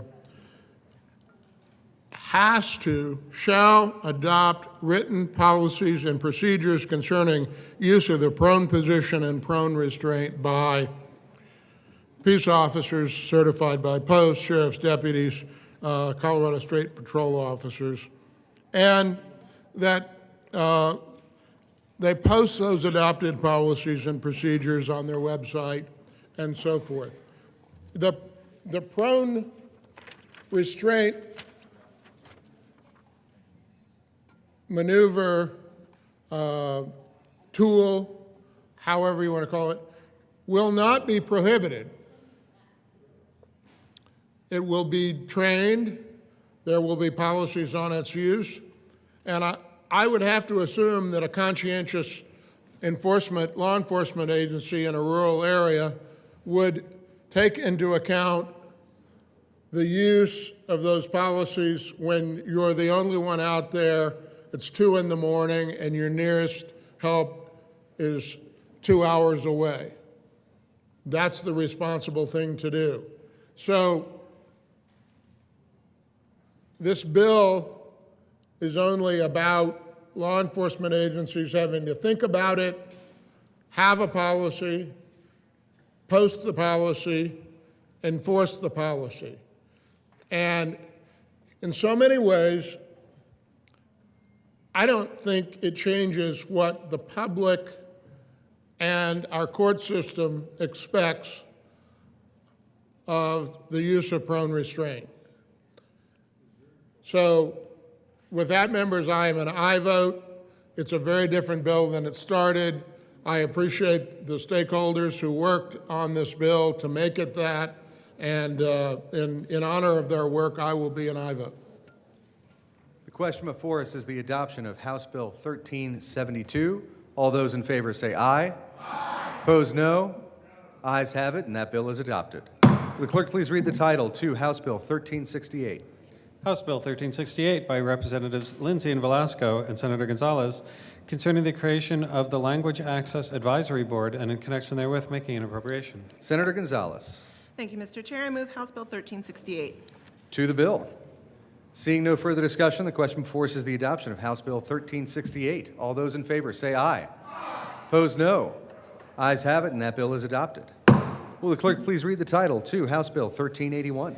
House Bill 1381 by Representatives Kipp and Soper and Senators Hansen and Malika concerning the continuation of the Division of Financial Services in the Department of Regulatory Agencies and in connection therewith implementing the recommendations contained in the 2023 Sunset Report by the Department of Regulatory Agencies. Senator Malika. Thank you, Mr. Chair. I move House Bill 1381. Is there any further discussion? Thank you, Mr. Chair. Yes, Senator Malika. DOR made some very small, simple recommendations in this sunset bill that will help improve the operations and efficiencies within the Division of Financial Services. They made several simple recommendations. They took the sunset period from 15 to 9 years at the request of the Colorado Banking Association, clarified the out-of-state credit unions mergers to allow them to continue to be headquartered in Colorado, increase the allowable financial penalties for misconduct as they had not been updated in decades, improve efficiencies within the department when approving field of membership changes for credit unions, allow credit union boards to set a flexible fiscal year end and annual meeting date to decrease the cost of audits, remove the requirement for financial institutions to send costly registered mail notices, and lastly, made technical changes, including removing the outdated language and updating the act with gender-neutral terms. I ask for a yes vote. Is there any further discussion? Seeing none, the question before us is the adoption of House Bill 1381. All those in favor say aye. Opposed, no. Ayes have it. That bill is adopted. Will the clerk please read the title to House Bill 1438? House Bill 1438 by Representatives Mabry and Joda and Senator Roberts concerning the implementation of certain affordable prescription drug programs and in connection therewith making appropriations. Senator Roberts. Thank you, Mr. Chair. I move House Bill 1438 and the Judiciary Committee report. To the Judiciary Report. Is there any discussion? Seeing none, the question before us is the adoption of the Judiciary Report. All those in favor say aye. Aye. Opposed, no. Ayes have it. The report is adopted. To the bill. Senator Roberts. Thank you, Mr. Chair. Colleagues, it is a great honor and exciting to move House Bill 1438 and ask for an aye vote. This bill will ensure that Coloradans who need insulin and EpiPens to stay alive can get them at an affordable price as this legislature has intended over the course of several years. This is the enforcement mechanism that we need in our state to ensure that that happens. I ask for an aye vote. And what an incredible time of year to run this bill, Senator. Senator Smallwood. Thank you, Mr. Chair, and appreciate the comments from the senator from Summit County, and probably owe him an apology. Typically, I keep up on this topic, and this caught me a little bit flat-footed, and I'm not on the Judiciary Committee, so I'll use that as an excuse, even though it's probably a weak one, because I could have just attended, could have been there as a visitor or a guest. So I would have, and hopefully the good senator knows. Typically, we would have these conversations before I'm standing at the mic on second reading. So I was under the impression that this proverbial ship had sailed already as far as this program. I do clearly remember the first and second piece of legislation on this topic, which caused me great consternation at the time. Turns out that I perhaps overreacted about the potential fiscal impacts of that. But as I recall, we had already built in an enforcement mechanism in the previous legislation. So again, I'm catching up a little bit here in that I remember that the penalty for non-enforcement, for bad behavior by, I believe, the manufacturer of insulin was $10,000, subject to a manufacturer that fails to comply with the requirements of this section is subject to a fine of $10,000 for each month of non-compliance. And I see that this has now been changed to in an amount and frequency that is equal to the amount and frequency of the fine permitted under the Colorado Consumer Protection Act, Part 1 of Article 1 of Title 6, which I want to say maxes out, and I'm going off of memory from Title 6, because again, I spend most of my time in Title 18.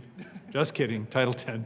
I think that the maximum fine permitted under the Colorado Consumer Protection Act, and I'm sure there's civil liabilities potentially on top of this, was $20,000. So again, don't know that I'm necessarily opposed or supportive of this, but would love to know the rationale, if the senator is willing to share the information, rationale between moving the responsibilities for this program out of the Division of Insurance, because my understanding was that everything we do in this state is under the purview of Division of Insurance, and that's a joke also. But we're moving out of Division of Insurance into professions and occupations under DORA. So kind of why we did that. And then finally, whether or not I'm correct in the fines, that it could be that the fine in the short term is much higher, going from the previous 10,000 to 20,000, or if 20,000 really is the cap, because again, I confess that I'm not an expert in there. So if I could answer those two questions, that would be delightful. Thank you. Senator Roberts. Thank you, Mr. Chair, and thank you to the good senator from Parker for the questions. And I do genuinely appreciate his interest and involvement in this subject area. So a couple things happened with the EpiPen law that we passed last year. It, of course, went into effect on January 1st of this year. And so as that rolled out to pharmacies across the state, there was, to get the word out about this new law to hundreds of pharmacies and hundreds of pharmacists across the state took some time. And so there was some lack of knowledge of the program from pharmacists and inability to serve customers and patients when they came through. Not at the fault of the pharmacists, they just didn't have the information. But so we were following it and we dug in a little bit more and realized that some of the manufacturers of the EpiPens were not honoring the state law in giving the pharmacies the reimbursement, either with financial reimbursement or a refill of the product. And so the bill contains some fixes for that. It requires a billing code to be provided to every pharmacy that they can send to the manufacturer to get the refill or the reimbursement. And then it does increase the fine to the maximum cap under the CPA, which is $20,000 per violation. The original EpiPen bill from last year put it at $10,000 a month for noncompliance. We thought that would be enough. It wasn't, essentially. And so this bill brings that higher to the maximum allowed amount under the CPA. We worked with the Attorney General's office on that. They think that is appropriate.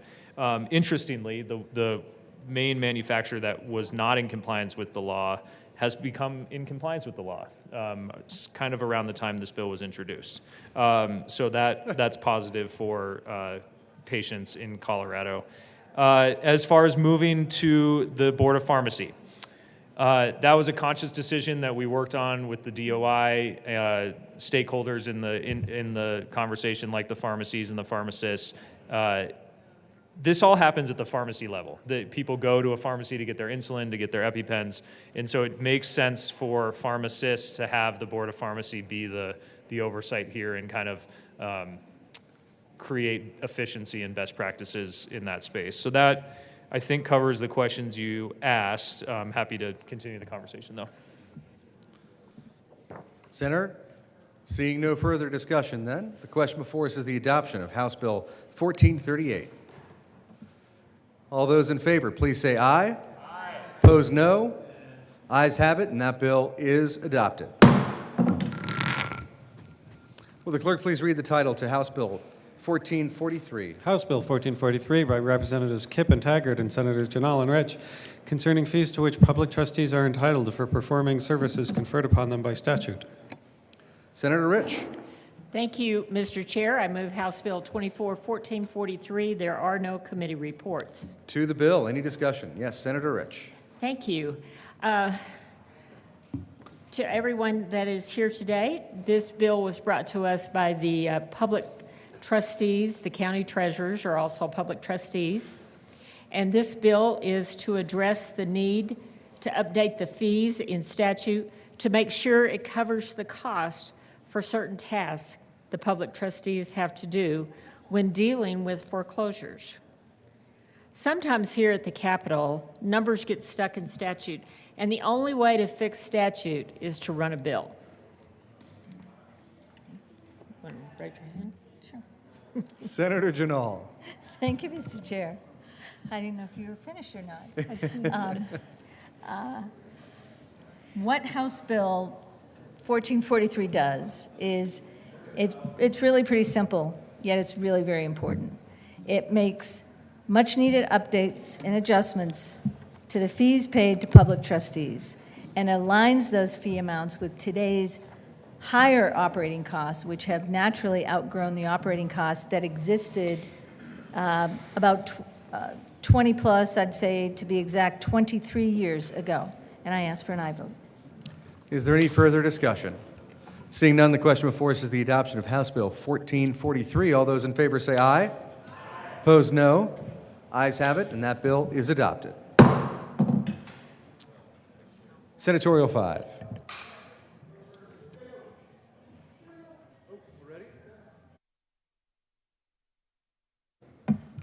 That was like a Lundin Senatorial 5. Very quick one there. Mr. Majority Leader.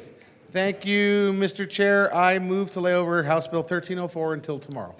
The motion is to lay over House Bill 1304 to tomorrow. All those in favor say aye. Aye. Opposed, no. Ayes have it, and that bill will lay over. With that, Mr. Majority Leader. Thank you, Mr. Chair. I move the committee rise and report. The motion is for the committee to rise and report. All those in favor say aye. Opposed, no. Ayes have it, and we will rise and report.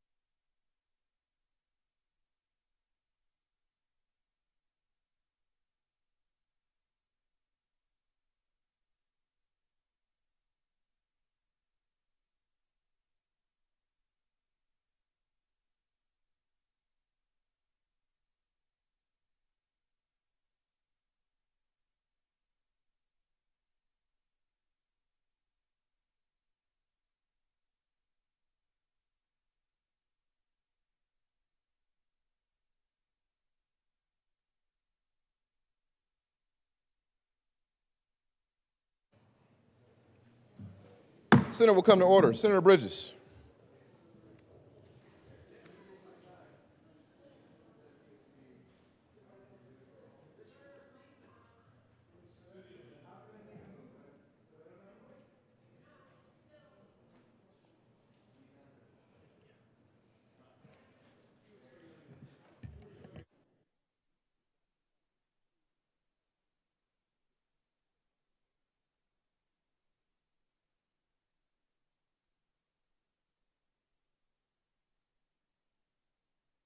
Microphone. Yeah, come on up. Come on up.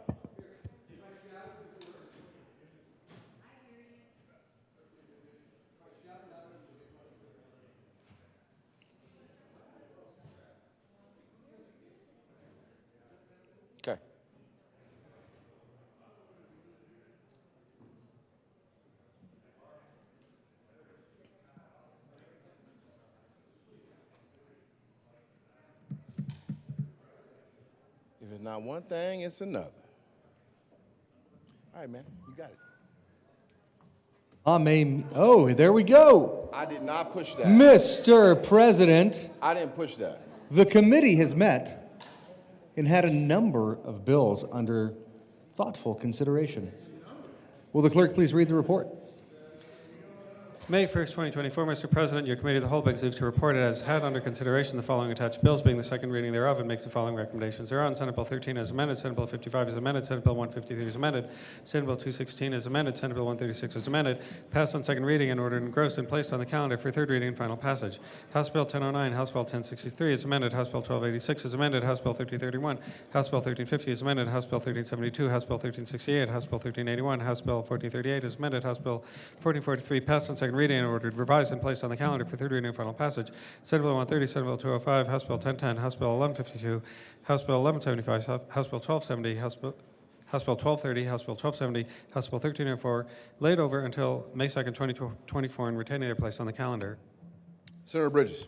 Thank you, Mr. President. I move the report. The motion is the adoption of the committee of the whole report. Are there any no votes?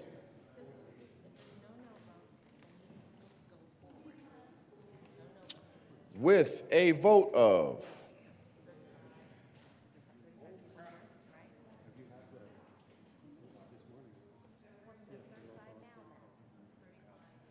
35 ayes, 0 noes, 0 absent, 0 excused, the committee of the whole report is adopted.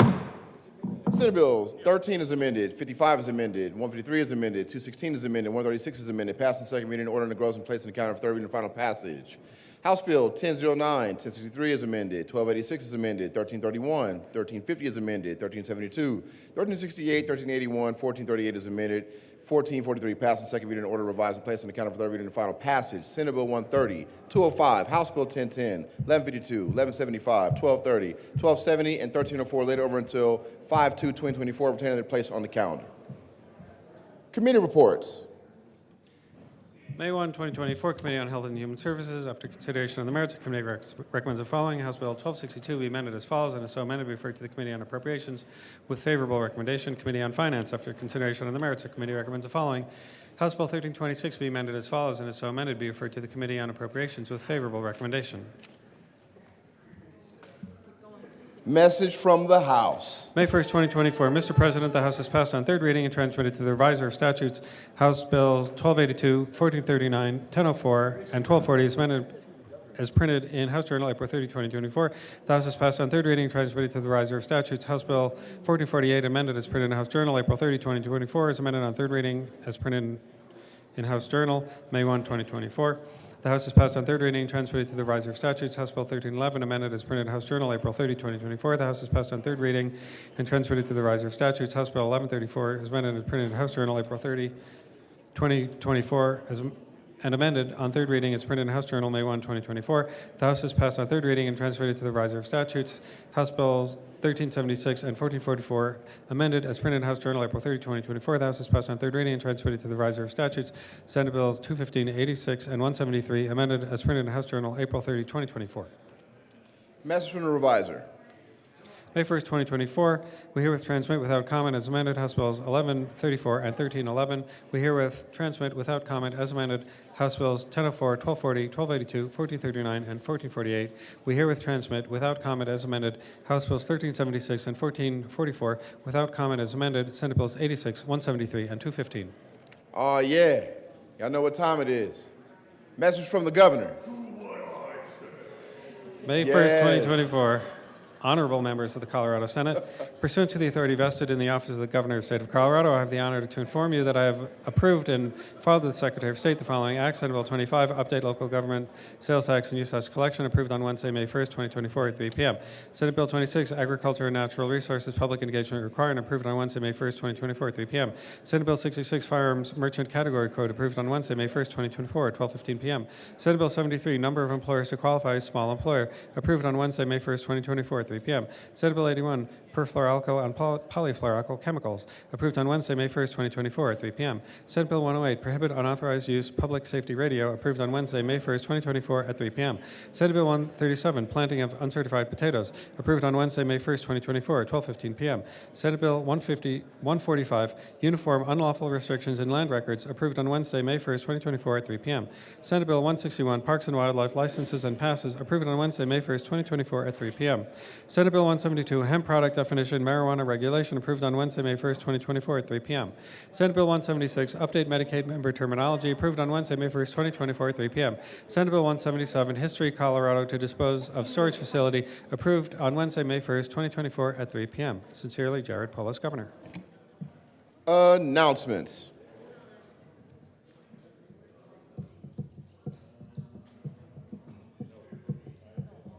Senators Priola. Thank you, Mr. President. Members, Transportation and Energy will be meeting, let's say, at 5:30 up in 352. We will be hearing one bill, Senate Bill 91. All right.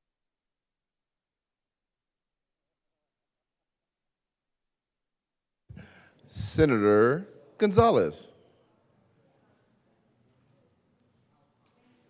Mr. President, colleagues, the Senate Judiciary Committee will be meeting for part 2 of our meeting.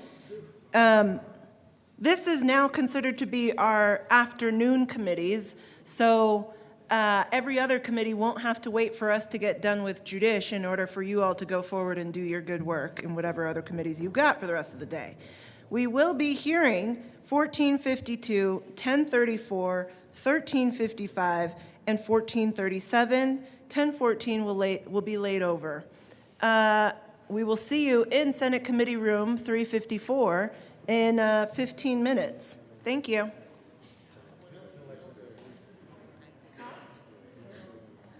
Senator Bridges. Tomorrow, 8 a.m., Senate approps will meet and hear the following bills. House Bill, wait, hold on.